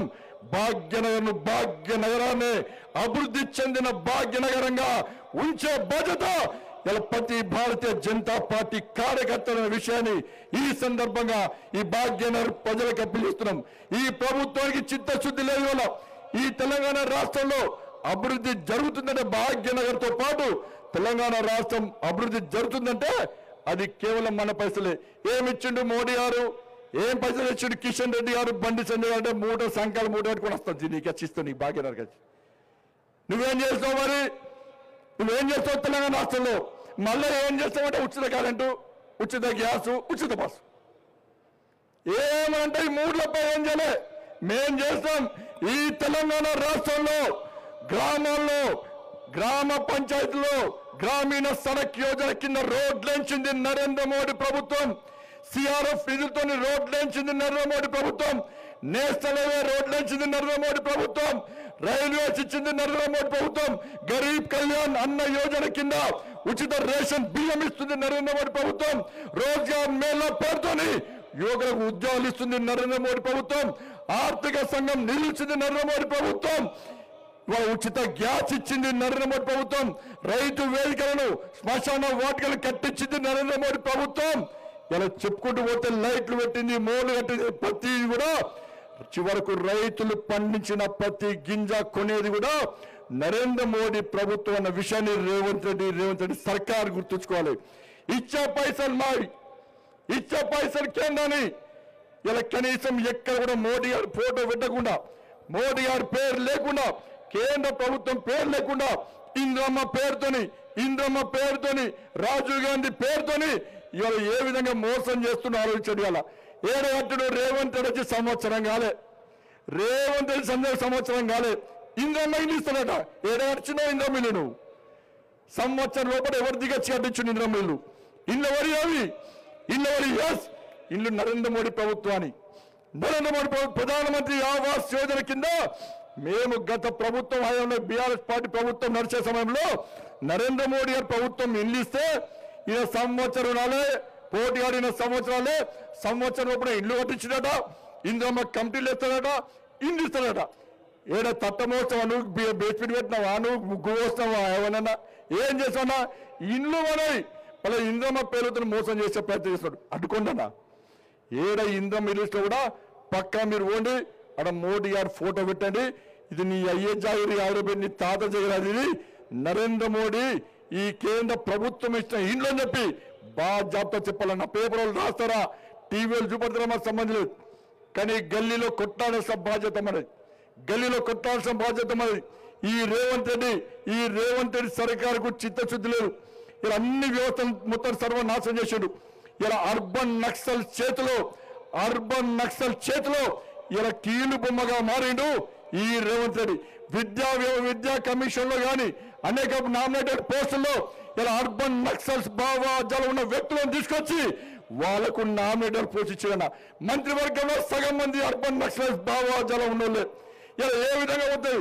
అరే భారతీయ జనతా పార్టీ ఈ తెలంగాణ రాష్ట్రంలో ప్రతి యువకుడు ఛత్రపతి శివాజీ మహారాజ్ లాగా చేయాలి, ఒక బాబాసాహెబ్ అంబేద్కర్ లాగా చేయాలి, ఒక స్వామి వివేకానంద లాగా చేయాలి, ఒక వీర సావర్కర్ లాగా చేయాలి, ఒక సర్దార్ పటేల్ లాగా చేయాలని చెప్పి భారతీయ జనతా పార్టీ ఈ తెలంగాణ రాష్ట్రంలో సర్కార్ రావాలని చూస్తే, సర్కార్లోకి వచ్చిన అధికారంలోకి వచ్చిన రేవంత్ రెడ్డి సర్కార్ అర్బన్ నక్సల్స్ చేతితో కీలుబొమ్మగా మారి వాళ్ళు రాబోయే రోజుల్లో ఈ తెలంగాణలో యువతను నక్సల్స్ గా మార్చే ప్రయత్నం చేస్తుందంటే తెలంగాణ సమాజం ఆలోచించాలి.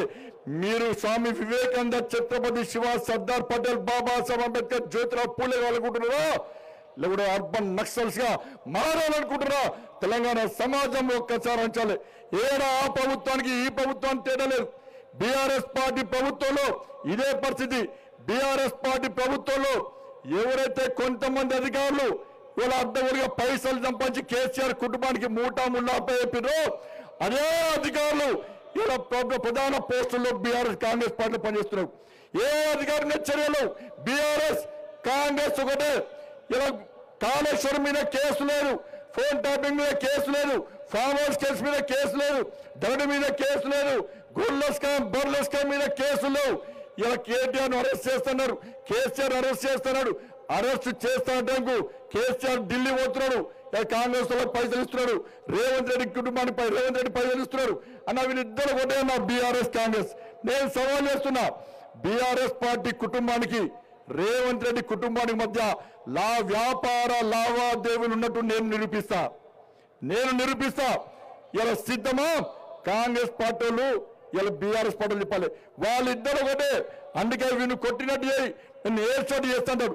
ఈ తెలంగాణ రాష్ట్రంలో ఆర్కే సర్కార్ నడుస్తున్నది, రేవంత్ రెడ్డి కేటీఆర్ సర్కార్, రేవంత్ రెడ్డి కేసీఆర్ సర్కార్ నడుస్తుంది. కాబట్టి కాంగ్రెస్ పార్టీ కేసీఆర్ కుటుంబాన్ని ముట్టుకునే ప్రయత్నం చేస్తలేదు. ఇక చూడు అరెస్ట్ చేస్తాం అంటున్నారు. ఎక్కడ అరెస్ట్ పాపాలు? కాబట్టి వాస్తవం ఉంచండి. ఈ తెలంగాణ రాష్ట్రంలో ప్రజలందరూ ఎదురు చూస్తున్నారు. ఎప్పుడు గ్రామ పంచాయతీ ఎన్నికలు వస్తాయి, ఎప్పుడు ఎన్నికలు వస్తే మేము మొన్న పొరపాటు చేస్తాం, ఇట్టేస్తాం, ఓటు అటేస్తాం. ఈసారి ఆ పొరపాటు గ్రహించాం కాబట్టి పార్లమెంట్ ఎన్నికల్లో బీఆర్ఎస్ పార్టీని అడ్రస్ లేకుండా చేసి భారతీయ జనతా పార్టీని 8 స్థానాల్లో గెలిపిస్తామని చెప్పి ఈ రోజు ప్రజలు భావించారు. కాబట్టి మనకు 8 స్థానాల్లో 8 పార్లమెంట్ సభ్యులుగా మనల్ని గెలిపించిన విషయాన్ని ఒక్కసారి మనం అందరూ గుర్తుంచుకోవాలి.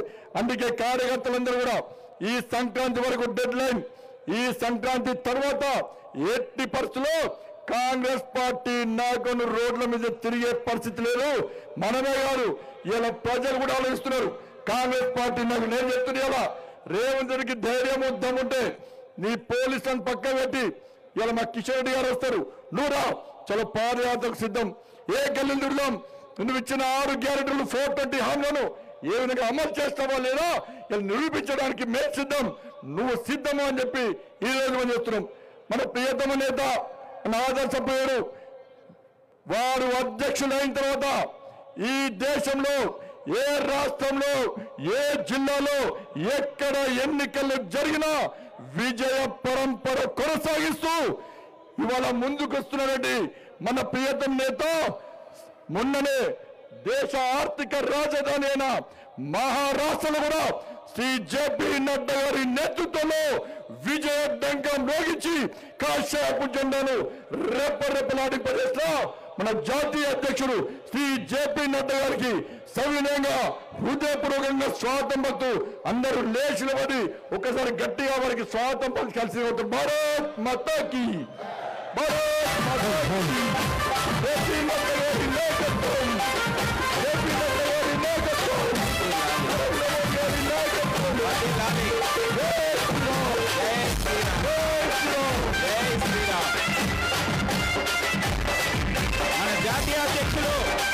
జేపీ నడ్డా గారికి స్వాగతం సుస్వాగతం.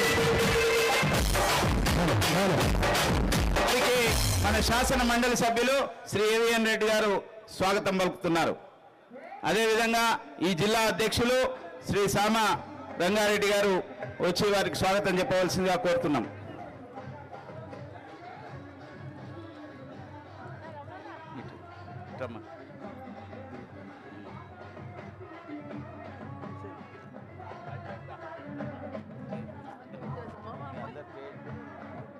పరిపాలన తక్కువయ్యనా ముఖ్యమంత్రి పాపాలే ఎక్కువయ్యనా పరిపాలన తక్కువయ్యనో ముఖ్యమంత్రి పాపాలే ఎక్కువయ్యనో కుంకుమేసి ప్రజాపాలన లేదయ్యో కుంకుమేసి ప్రజాపాలన లేదయ్యో కుంకుమేసి ప్రజాపాలన లేదయ్యో కుంకుమేసి ప్రజాపాలన లేదయ్యా చల్ పరిపాలన తక్కువయ్యనో ముఖ్యమంత్రి పాపాలే ఎక్కువయ్యనో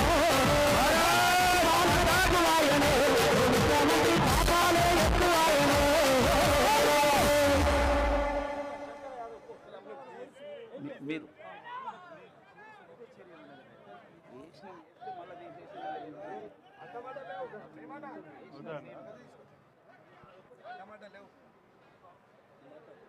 మన రాష్ట్ర భారతీయ జనతా పార్టీ అధ్యక్షులు కేంద్ర మంత్రి వర్యులు గౌరవనీయులు శ్రీ కిషన్ రెడ్డి గారిని మాట్లాడవలసిందిగా కోరుతున్నాం.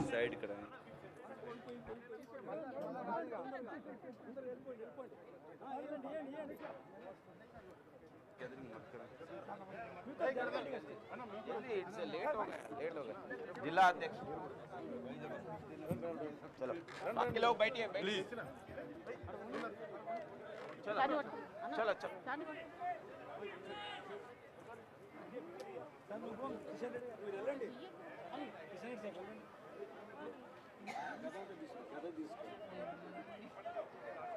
तीसे तीसे ए कितने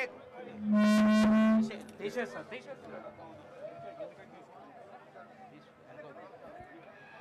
భారత్ మాతాకి అందరూ కూడా వేదిక వెనక సైడ్ ఉన్న వాళ్ళు దయచేసి చాలా మంది ఉన్నారు, అందరూ వేదిక ముందుకు చేరుకోవాలి.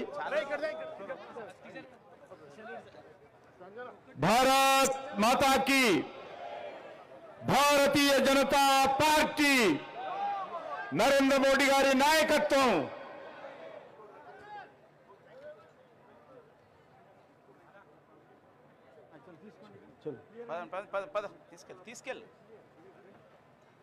అనేక సంవత్సరాల పాటు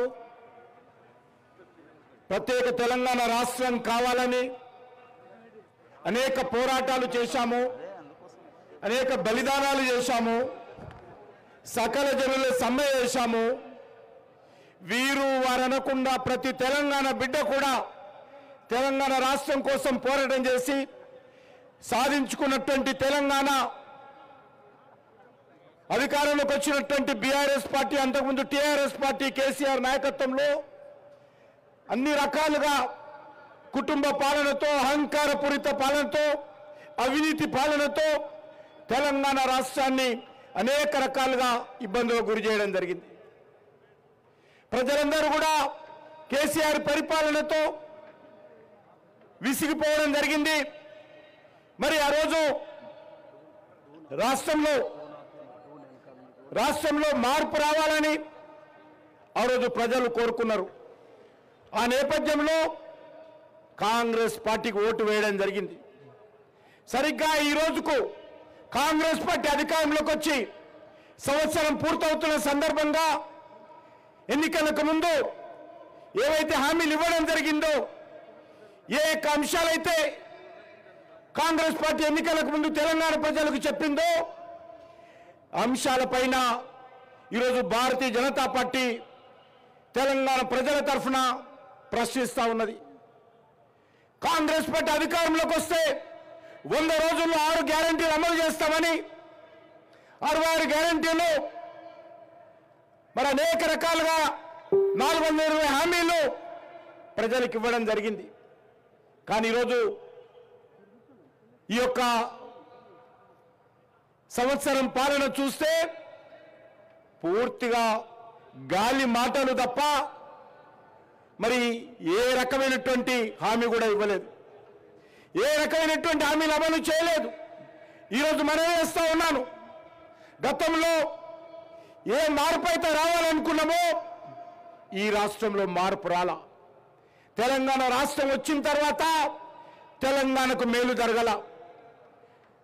టీఆర్ఎస్ పార్టీ హయాంలో తెలంగాణ ప్రజలు ఏ ఆకాంక్షల కోసమైతే, ఏ లక్ష్యాల కోసమైతే బలిదానాలు చేసి తెలంగాణ తెచ్చుకున్నారో ఆ లక్ష్యాలు సాధింపబడలేదు.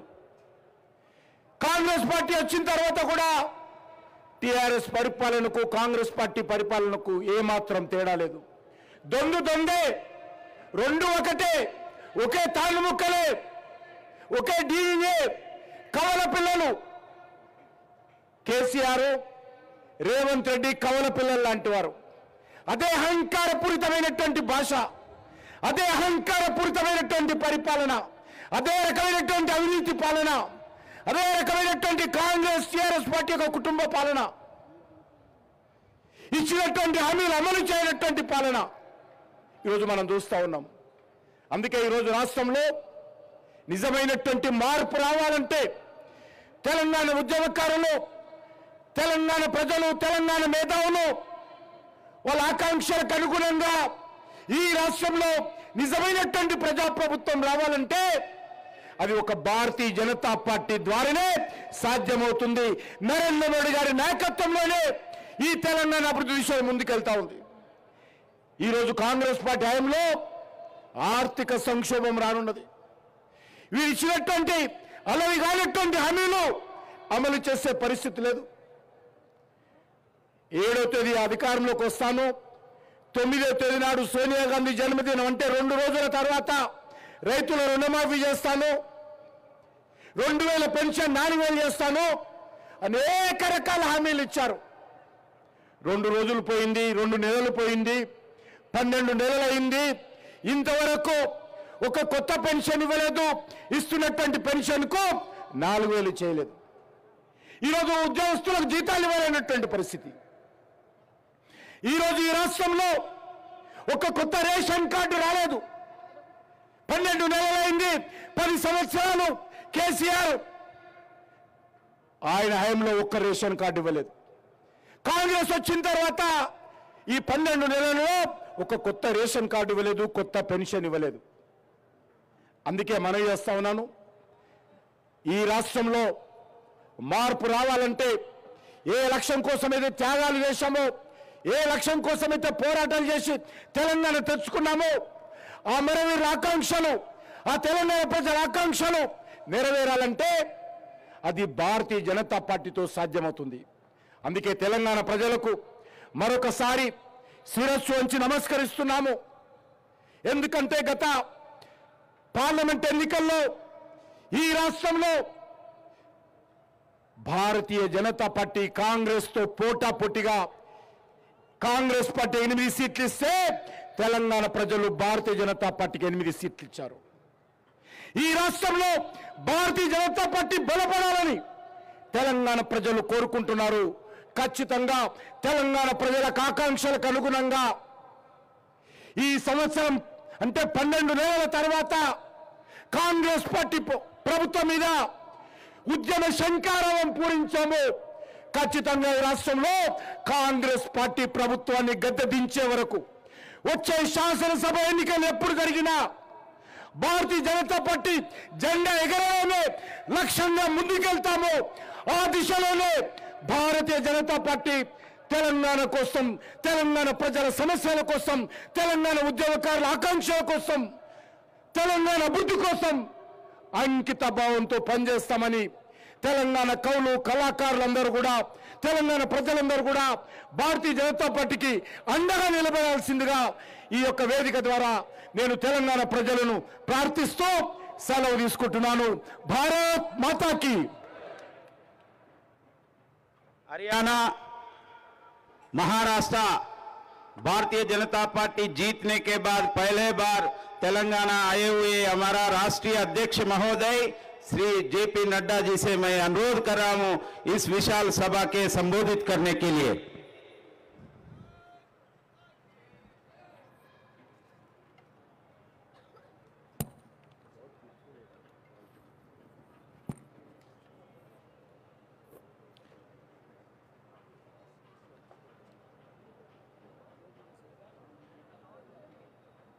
आज की इस विशाल जनसभा में मंच पर उपस्थित भारतीय जनता पार्टी के वरिष्ठ नेता, मेरे वरिष्ठ साथी और प्रदेश के जुझारू अध्यक्ष श्री जी किशन रेड्डी जी, हमारे भारतीय जनता पार्टी के राष्ट्रीय उपाध्यक्षा बहन श्रीमती डी के अरुणा जी, हमारे राष्ट्रीय महामंत्री और मेरे वरिष्ठ साथी पूर्व में अध्यक्ष रहे श्री बंडी संजय कुमार जी, श्री के लक्ष्मण हमारे मेंबर पार्लियामेंट, हमारे सुधाकर रेड्डी जी, मेरे वरिष्ठ साथी और मेरे वरिष्ठ साथी एटला राजेंद्र जी, हमारे गणपति मोहन राव जी, मुरलीधर राव जी, हमारे वरिष्ठ साथी, हमारे अरविंद धर्मपुरी जी, श्री गोदाम नागेश जी, रघुनंदन राव जी, कोंडा विश्वेश्वर रेड्डी जी, वेंकटा नारायण रेड्डी जी, हमारे महेश्वर रेड्डी जी, टी राजा सिंह जी, प्रेमेंद्र रेड्डी जी, प्रदीप कुमार जी और हमारी बहन कुमारू बंगारू श्रुति जी, सम्मानित मंच और यहां इतनी बड़ी संख्या में आए हुए देवियों और सज्जनों, आप सब लोग आज ये जो वर्तमान सरकार है तेलंगाना में, इसके कुकृत्यों को, जो साल भर की कारगुजारी है, उसको जनता के सामने बेनकाब करने के लिए इतनी बड़ी संख्या में आप सब आए हैं। आप सबका अभिनंदन, आप सबका स्वागत। मैं जहां हैदराबाद की जनता को नमन करता हूं, वहीं आज के दिन माता भाग्यलक्ष्मी जी को भी नमन करके अपनी बात को प्रणाम करके अपनी बात को शुरू करता हूं। मित्रों, मुझे खुशी हुई है कि भारतीय जनता पार्टी तेलंगाना के शाखा ने यह तय किया कि वर्तमान सरकार, जो कांग्रेस की सरकार तेलंगाना में रेवंत रेड्डी के नेतृत्व में चल रही है, इसके अन्याय को, इसके धोखा को और झूठ और फरेब पर बनी हुई सरकार को बेनकाब करने का भारतीय जनता पार्टी ने तय किया। और मैं भारतीय जनता पार्टी के तेलंगाना के अध्यक्ष और उनकी टीम को, सभी लोगों को बहुत बहुत बधाई देता हूं जिन्होंने ये जिम्मेवारी उठाई है। मुझे बताया गया कि 1 दिसंबर से लेकर 6 दिसंबर तक 119 विधानसभाओं में और सभी जिलों में हमारे कार्यकर्ताओं ने जन जागरण का कार्यक्रम लिया और जन जागरण के माध्यम से सभी जिलों में जो कांग्रेस की धोखाधड़ी है, जो कांग्रेस का फरेब है, जो कांग्रेस ने जनता को धोखा दिया है, वो सारी बात तफसील से बताने का आप सबने निर्णय लिया और एक सफल अभियान चलाया है। इस सफल अभियान के लिए मैं तेलंगाना यूनिट को फिर से बहुत बहुत बधाई देता हूं। मित्रों, मुझे खुशी है कि तेलंगाना की यूनिट ने किसानों की आवाज, महिलाओं का दर्द, युवाओं की आकांक्षा और कर्मचारियों के साथ जो हो रहा अन्याय है, इन सारे मुद्दों को गहराई से उठाने का काम भारतीय जनता पार्टी ने किया है। और मैं आपके माध्यम से तेलंगाना की जनता को यह विश्वास दिलाना चाहता हूं कि ये भारतीय जनता पार्टी ही है जो तेलंगाना की आवाज बन करके तेलंगाना को स्थायी रूप से विकास की ओर ले जाने में कृत संकल्प है और आगे बढ़ाएगी।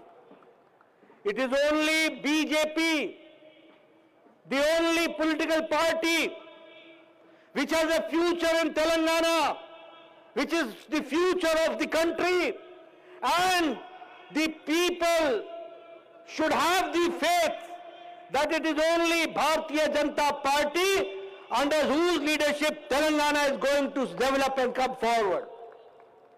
और इसीलिए मैं ये भी कहना चाहता हूं कि कांग्रेस पार्टी और भारतीय जनता पार्टी में मूल अंतर क्या है? What is the difference between BJP and Congress party? Congress party आपका उपभोग करती है, कांग्रेस पार्टी सत्ता का उपभोग करती है और भारतीय जनता पार्टी सत्ता का लोगों को सुख देने के लिए उपयोग करती है। इस बात को हमको समझना चाहिए। वी आर देयर, हम आपके विकास के लिए हैं, वो सत्ता में आकर के मौज बनाने के लिए हैं। और इसीलिए हम गौरव के साथ ये कह सकते हैं कि ये भारतीय जनता पार्टी ही है जिसके 60 साल बाद कोई व्यक्ति लगातार तीसरी बार देश का प्रधानमंत्री बना है, तो वो प्रधानमंत्री नरेंद्र मोदी जी बने हैं। तीसरी बार लगातार। और एक बात और बता दूं कि जब जवाहरलाल नेहरू बने थे तो उस समय 1947 की आजादी में कांग्रेस के प्रति एक दुनिया भर में, देश भर में यूफोरिया था। ऑपोजिशन पार्टियां कमजोर थी, लेकिन जब नरेंद्र मोदी जी तीसरी बार प्रधानमंत्री बने हैं तो ऑपोजिशन पार्टी भी पूरी ताकत के साथ थी, लेकिन भारत की जनता ने तीसरी बार लगातार मोदी जी का साथ दिया। और इसीलिए हमें समझना होगा कांग्रेस और बीजेपी के काम करने की संस्कृति का अंतर। We will have to understand the working culture, the difference between Congress party and Bharatiya Janata Party. 70 साल, 70 years we heard one name. 70 साल हम सुनते रहे एंटी इनकम्बेंसी, एंटी इनकम्बेंसी। सरकार आती थी और जाती थी, आती पीछे थी और जाती पहले थी, क्योंकि जो सरकार में बैठता था वो एंटी इनकम्बेंसी से ग्रसित होता था, लोगों की आशाओं को निराशा का पानी फेर दिया जाता था।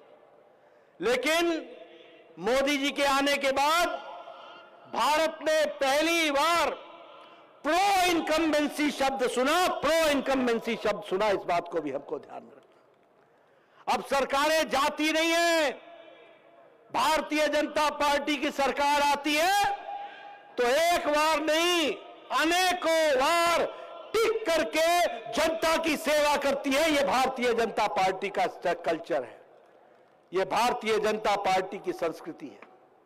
और मैं यहां आपको बताना चाहूंगा कि 2014 में भारतीय जनता पार्टी को लोकसभा के चुनाव में 31.3% वोट मिले थे, 18 करोड़ वोट मिले। और 2019 में भारतीय जनता पार्टी को जहां 17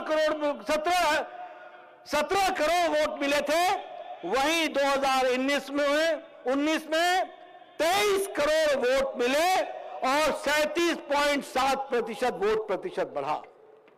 और आपको जानकर खुशी होगी कि 2024 में 23.5 करोड़ वोट भारतीय जनता पार्टी को मिला और लगातार तीसरी बार भारतीय जनता पार्टी की सरकार बनी। मित्रों, जब मैं कहता हूं कि द फ्यूचर लाइज विद भारतीय जनता पार्टी, तो मैं हवा में नहीं कहता हूं, चाहे तेलंगाना की जनता हो, चाहे देश की जनता हो, उसे यह विश्वास है कि आगे अगर उनका भविष्य सुरक्षित है तो वह भारतीय जनता पार्टी की सरकार में निहित है। और कहने के लिए नहीं कह रहा हूं मैं बताना चाहता हूं, आज भारतीय जनता पार्टी की विशुद्ध 13 राज्यों में भारतीय जनता पार्टी की सरकार है। We are ruling in 13 states और with absolute majority Bharatiya Janata party है, और 6 राज्यों में हमारी एनडीए की सरकार है, यानी 16 राज्यों में एनडीए की सरकार है और कमल खिल रहा है। इस बात को हमको ध्यान में रखना चाहिए। और इसीलिए 16 नहीं 19 राज्यों में, क्षमा करिएगा, 19 राज्यों में, 19 राज्यों में भारतीय जनता पार्टी की सरकार है। आपको जानकर खुशी होगी कि जहां भारतीय जनता पार्टी की सरकार एक बार आती है तो फिर खिसकती नहीं है, टिक जाती है और रहती है और बारंबार आती है। और अब तेलंगाना की जनता भी इंतजार कर रही है। देख लिया बीआरएस, छुट्टी करो कांग्रेस की और आने वाले समय में कमल खिलाओ और तेलंगाना के विकास के साथ अपने आप को जोड़ो। मित्रों, हम 6 बार से 6 times we are in the government in Gujarat, 6 बार, 6 times consecutively, 4 times we are in Madhya Pradesh, hat trick in Haryana, hat trick in Goa, दूसरी बार हम उत्तर प्रदेश में आए हैं। और उत्तर प्रदेश में याद रखना, 30 साल बाद, 30 इयर्स के बाद कोई मुख्यमंत्री दोबारा मुख्यमंत्री बना 5 साल पूरा करके तो वो भारतीय जनता पार्टी का बना। उसी तरीके से अभी हमारे प्रेमेंद्र रेड्डी जी बोल रहे थे, महाराष्ट्र में भी हम दूसरी बार फिर से सरकार में आए हैं और 2014 का रिकॉर्ड हमने ही तोड़ा है। इस बात को भी हमको याद रखना चाहिए। उसी तरीके से हम त्रिपुरा में दूसरी बार, हम उत्तराखंड में दूसरी बार, हम मणिपुर में दूसरी बार, हम आसाम में दूसरी बार और हरियाणा में हम तीसरी बार। यह हमारा रिकॉर्ड है। इसलिए एक नहीं अनेकों बार जीतने का रिकॉर्ड हम बनाते हैं। मित्रों, मुझे इस बात की भी खुशी है कि जम्मू कश्मीर में हम विपक्ष में बैठे हैं, लेकिन जम्मू कश्मीर में भी सबसे ज्यादा सीट भारतीय जनता पार्टी अपना ही रिकॉर्ड तोड़ करके सबसे ज्यादा सीट भारतीय जनता पार्टी जीत करके आई, अपनी पार्टी। और बाई इलेक्शन हुए, उस बाई इलेक्शन में भी 20 सीटों पर भारतीय जनता पार्टी अकेली जीत करके आई है। यह हमको ध्यान में रखना चाहिए। मित्रों, मैं यहां बताना चाहता हूं और रेवंत रेड्डी को भी बताना चाहता हूं, समय रहते बच जाओ। और तेलंगाना की जनता को भी बताना चाहता हूं कि समय रहते बच जाओ। यह कांग्रेस पार्टी परजीवी पार्टी है, परजीवी पार्टी। परजीवी पार्टी मतलब आपको मालूम है, जानते हैं परजीवी? परजीवी पार्टी वो होती है जो लता की तरह किसी पेड़ के साथ चिपक जाती है और पेड़ से ताकत लेकर के खुद खड़े होने की काम करती है और उस पेड़ को सुखा भी देती है। कांग्रेस पार्टी ऐसी पार्टी है जो अपने बूते पर नहीं खड़ी होती, ये दूसरी पार्टियों के बूते पर खड़ी होती है और जिसके सहारे खड़ी होती है उसको भी डुबो देती है। ये कांग्रेस पार्टी का रवैया है। और हमने देखा जहां ये सीधे कांग्रेस पार्टी की लड़ाई होती है वहां कांग्रेस का हाल क्या होता है, इस बात को आप समझ लीजिए। छत्तीसगढ़ में, मध्य प्रदेश में और गुजरात में कांग्रेस पार्टी और भारतीय जनता पार्टी का 64 सीटों पर सीधा मुकाबला हुआ, डायरेक्ट मुकाबला ऑन 64 सीट्स। और 64 की 64 सीट्स में 62 सीटें भारतीय जनता पार्टी ने जीती और 2 सीट सिर्फ कांग्रेस पार्टी को आई। ये जीतते कहां हैं? ये वहां जीतते हैं जहां रीजनल पार्टी इनको जिताती है। फिर चाहे वो तमिलनाडु हो, फिर चाहे वो उत्तर प्रदेश हो, फिर वो अन्य राज्य हो, बिहार हो, इनको कुछ सीटें दे करके जिता करके लाने का काम अन्य रीजनल पार्टीज को आता है। इस बात को भी हमको समझना चाहिए। इसलिए Congress party is a party which is standing on the crutches, Baisakhi पर खड़ी पार्टी है और यह रीजनल पार्टियों के सहारे चलने वाली पार्टी है। मित्रों, यहां मैं यह भी आपको बताना चाहता हूं कि कांग्रेस पार्टी जिस तरीके से यह हिमाचल में आई, जिस तरीके से यह कर्नाटक में आई और जिस तरीके से यह तेलंगाना में आई, ये तीनों जगह पर लोगों के साथ छलावा करके आई है, लोगों के साथ छलावा करके आई है। मैं हिमाचल प्रदेश से आता हूं। हिमाचल प्रदेश में इन्होंने वायदा किया ओल्ड पेंशन स्कीम। आज हिमाचल के कर्मचारी चिंता में पड़े हुए हैं, जानना चाहते हैं वो ओल्ड पेंशन स्कीम का क्या हुआ, क्या मिला उनको। वहां वायदा किया था कि 5 लाख नौकरियां देंगे। आज हिमाचल का नौजवान छला महसूस करता है, धोखा महसूस करता है और इंतजार में है, एक भी नौकरी नहीं लगा सके हैं। और उसी तरीके से बहनों को कहा था कि हम 1500 रुपए महीना का देंगे, 1500। आज हमारी बहनें 28 लाख बहनें इंतजार में बैठी हैं। 3 साल से ज्यादा सरकार को हो गए, मोर देन 3 इयर्स, और उनको एक फूटी कौड़ी भी नहीं मिली। यह परिस्थिति आकर के खड़ी है। कहते थे 300 यूनिट फ्री इलेक्ट्रिसिटी देंगे। यहां इलेक्ट्रिसिटी देना तो छोड़ो, इलेक्ट्रिसिटी ही गुल हो गई, बिजली ही देना बंद हो गया। यह स्थिति ला करके खड़ी की है। कहा था हमारे हिमाचल में, कहा कि हम हर विधानसभा में 4 इंग्लिश मीडियम स्कूल खोलेंगे। इंग्लिश मीडियम स्कूल तो छोड़ो, जो लोकल लैंग्वेज में पढ़ाने वाले स्कूल थे वो भी बंद कर दिए। ये कांग्रेस पार्टी का कर्तृत्व है। उसी तरीके से अगर मैं कर्नाटक की बात करूं, आपके पड़ोस में है, आप ज्यादा जानते हो, आपको ज्यादा पता है। कर्नाटक में कहा था कि आंगनवाड़ी वर्कर्स को 15,000 रुपए देंगे। आज आंगनवाड़ी की बहनें इंतजार में बैठी हैं, लेकिन कांग्रेस की सरकार को, सिद्धारमैया को और शिव कुमार को आपस में झगड़ने से कोई फुर्सत नहीं मिल रही है। उसी तरीके से मिल्क की सब्सिडी देने की बात कही थी। आज वहां का पशुपालक इंतजार में बैठा है। और यह भी कहा था कि हम अन्नभाग्य योजना के तहत 10 किलो राइस मुफ्त में देंगे। उनको 5 किलो में चलता कर दिया, उनकी छुट्टी कर दी।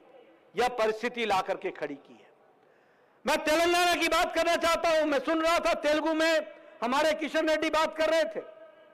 मैं आते आते मैं संजय बंडी को सुन रहा था तेलुगु में, लेकिन मैं समझ रहा था वो चर्चा कर रहे थे कि किस तरीके से रेवंत सरकार ने भी 1 साल में गरीबों के साथ किस तरीके से धोखा दिया है, इस बात को वो उजागर कर रहे थे। मुझे दुख के साथ कहना पड़ता है कि आपको कहा गया था कि 12,000 रुपए सालाना ईच ऑटो ड्राइवर को दिया जाएगा। कहा था कि नहीं कहा था?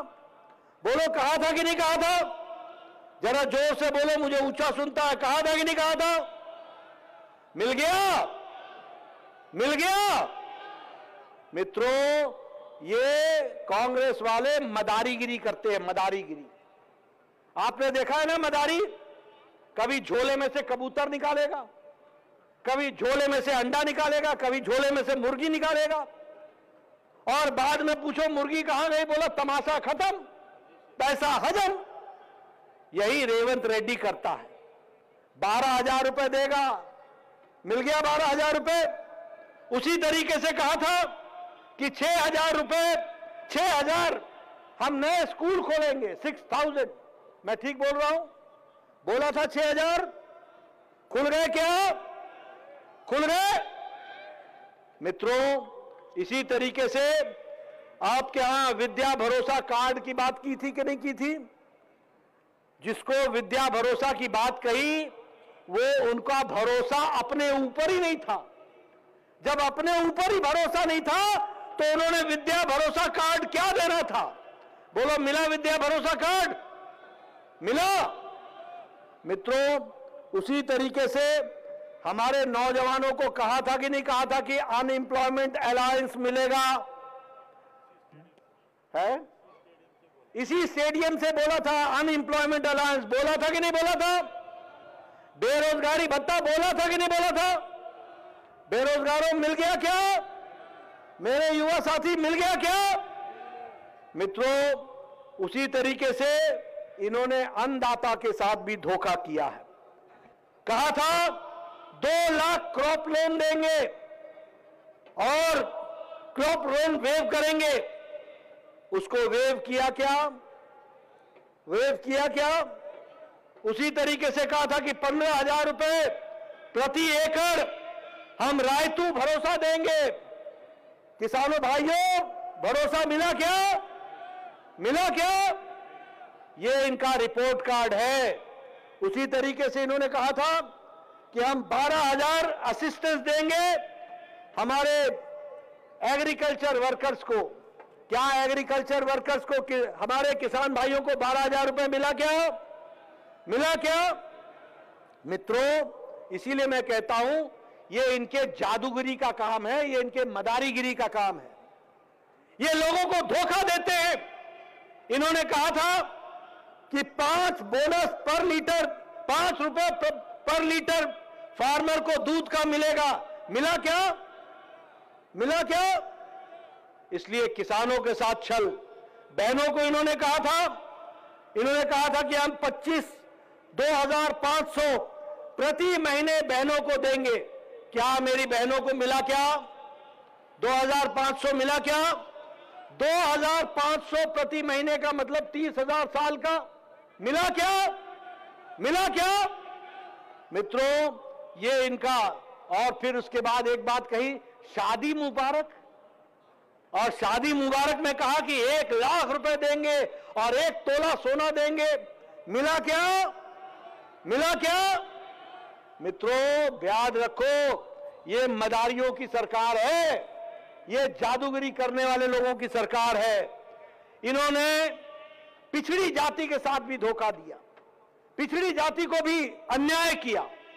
और इन्होंने कहा था कि महात्मा ज्योतिबा फुले बैकवर्ड कमीशन का सब प्लान लागू करेंगे। लागू किया क्या? लागू किया। और उसी तरीके से इन्होंने कहा था कि मोस्ट बैकवर्ड क्लासेस का वेलफेयर डिपार्टमेंट बनाएंगे। बनाया क्या? साल गुजर गया, साल। बनाया क्या?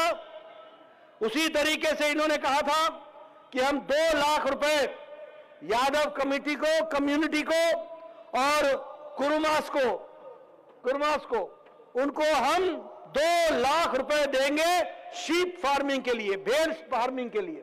मिला क्या? मिला क्या? अब आप बताओ, ये मदारियों की सरकार है कि नहीं है? ये जादूगरी करने वाली सरकार है कि नहीं है? ये धोखेबाज सरकार है कि नहीं है? ये फरेब करने वाली सरकार है कि नहीं है? ये युवा विरोधी सरकार है कि नहीं है? ये किसान विरोधी सरकार है कि नहीं है? ये महिला विरोधी सरकार है कि नहीं है? ये कर्मचारी विरोधी सरकार है कि नहीं है? ऐसी सरकार को रहने दोगे क्या? ऐसी सरकार को चैन से रहने दोगे क्या? मित्रों, इसलिए ये हमारी जिम्मेवारी बन जाती है कि हम आगे ध्यान में रखें कि हमको जो विकास करना है उसके दृष्टि से भारतीय जनता पार्टी ही एकमात्र पार्टी है जो तेलंगाना का विकास कर सकती है। मुझे यह भी बताया गया कि आजकल यहां ऋण लेने की आदत हो गई है। कर्जा लो, मौज मनाओ। मैं किशन रेड्डी से कह रहा था आते आते, मैंने DK अरुणा जी से भी चर्चा की, अरविंद जी से भी चर्चा की, कोंडा विश्वेश्वर रेड्डी जी से भी चर्चा की। मैंने कहा आप ध्यान में रखो, ये कांग्रेस पार्टी काठ की हांडी चढ़ाती है, काठ की हांडी। ये काठ की हांडी मालूम है आपको क्या होता है? अगर लकड़ी की हांडी चूल्हे के ऊपर रखोगे तो वो हांडी जलेगी कि नहीं जलेगी? जलेगी कि नहीं जलेगी? तो काठ की हांडी बार बार नहीं चढ़ाई जाती, ये एक ही बार जलती है और सदा सदा के लिए समाप्त हो जाती है। और जब मैं ये बात कह रहा हूं तो मैं 2-3 बातें आपके सामने कहना चाहता हूं। कांग्रेस पार्टी 4 वाक के सिद्धांत को लागू करती है। 4 वाक ने क्या कहा था?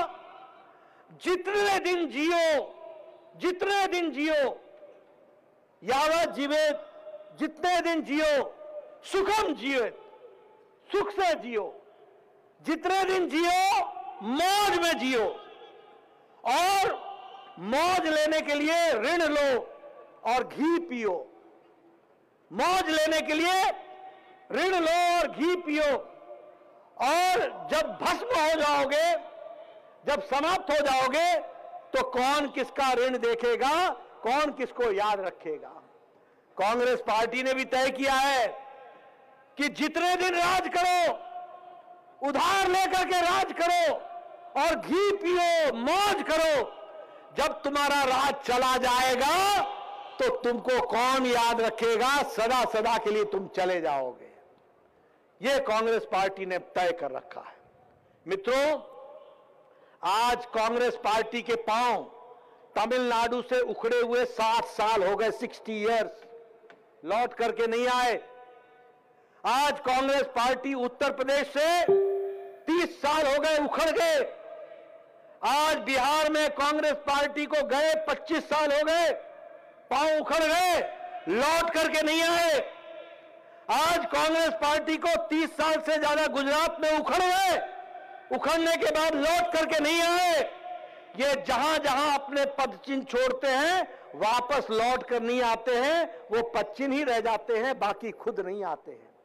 और यही हाल इनका तेलंगाना में भी होगा, यही हाल इनका कर्नाटक में भी होगा, और यही हाल इनका हिमाचल में भी होगा। हमें याद रखना चाहिए।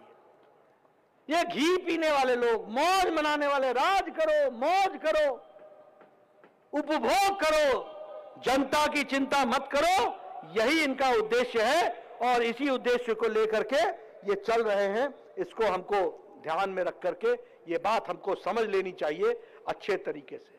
मित्रों, मैं ज्यादा समय ना लेता हुआ आपको एक बात बताना चाहता हूं कि जहां नरेंद्र मोदी जी के नेतृत्व में आज भारत आर्थिक जगत में 11वें नंबर से आज 5वें नंबर पर पहुंच गई है, तेलंगाना का साथ चाहिए। तीसरी टर्म में मोदी जी के नेतृत्व में भारत 3रे नंबर पर पहुंच जाएगा। मैं आपको विश्वास दिलाता हूं, 3रे नंबर पर। मित्रों, अगर मैं तेलंगाना की बात करूं तो मैं आपको एक बात और बताना चाहता हूं कि तेलंगाना के लिए जहां विकास के साथ जोड़ा है, वहीं आपको यह भी मैं बताना चाहूंगा कि तेलंगाना को प्रधानमंत्री जी ने सदा सदा मुख्य धारा में रखा है। मेरे पत्रकार भाइयों, persons from the media, you should understand and note down my words that प्रधानमंत्री जी ने सबका साथ, सबका विकास, सबका विश्वास, सबका प्रयास, इस बात को मानते हुए सबके साथ न्याय किया है, सबके साथ न्याय किया है। और जब मैं न्याय की बात बोलता हूं तो मैं बताना चाहता हूं कि तेलंगाना को टैक्स के डिवोल्यूशन में 1,60,00,000 करोड़ रुपए देने का तेलंगाना को तय किया और तेलंगाना को दिया है, यह भी आपको याद रखना चाहिए। उसी तरीके से grant in aid 1.1 lakh crore Telangana को दिया है। और उसी तरीके से स्मार्ट सिटी के लिए ग्रेटर वारंगल को और करीमनगर को 27,000 करोड़ रुपए दिए हैं। पीएम मित्र टेक्सटाइल पार्क ककातिया में उसको बनाने का काम किया है। रेलवे के लिए 20 गुना बजट दिया है। और इसी के साथ साथ आपके यहां ट्रेन के लिए वंदे भारत में 3 वंदे भारत ट्रेन चलाई जा रही है। आपके यहां 5 भारतमाला प्रोजेक्ट में इकोनॉमिक कॉरिडोर बना है। पहला हैदराबाद इंदौर दूसरा सूरत चेन्नई, तीसरा हैदराबाद पणजी, चौथा हैदराबाद विशाखापट्टनम इकोनॉमिक कॉरिडोर। इस तरीके से विकास को आगे बढ़ाया जा रहा है। All India institute of medical sciences Bibinagar में वह भी बनने का काम शुरू हो गया है। बहुत जल्द तेलंगाना को all India institute of medical sciences मिल जाएगा, इस बात के लिए काम चल रहा है। इसलिए मित्रों, एक तरफ हम बीजेपी वाले हैं, एक तरफ हमारे नेता हैं जो कहते हैं वो करते हैं, जो नहीं कहते हैं वो भी करके देते हैं, और दूसरी तरफ ये कांग्रेस पार्टी रेवंत रेड्डी के नेतृत्व में चलने वाली मदारियों की सरकार, जादूगरों की सरकार, लोगों को धोखा में डालने वाली सरकार, ये जनता के आंखों में धूल झोंकने वाली सरकार है। और इसलिए आपसे मैं निवेदन करूंगा कि आपने जो ये कार्यक्रम चलाया है, आप इसको आगे बढ़ाइए, गांव-गांव जनता में पहुंचाइए, जन जन तक पहुंचाइए कि किस तरीके से हम काम करने वाले लोग हैं और वह आराम करने वाले लोग हैं। हम जनता के लिए पसीना बहाने वाले लोग हैं, हम जनता के आंखों के आंसुओं को पोंछने वाले लोग हैं, और वो लोग जनता के हितों के साथ खिलवाड़ करने वाले लोग हैं। वह लोग जनता का विश्वास को खोने वाले लोग हैं, और वो लोग जनता का विश्वास लेकर के राज्य में बैठ करके राज्य का उपभोग करने वाले लोग हैं। ऐसे लोगों को घर बैठाना जरूरी है, और जो लोग आपकी सेवा करते हैं उनको काम पे लगाना जरूरी है। इसलिए कमल के निशान को आगे बढ़ाइए, तेलंगाना को विकास में जोड़िए। इन्हीं शब्दों के साथ बहुत बहुत धन्यवाद। जय भारत, जय तेलंगाना। बहुत बहुत धन्यवाद राष्ट्रीय अध्यक्ष जी को। हमारा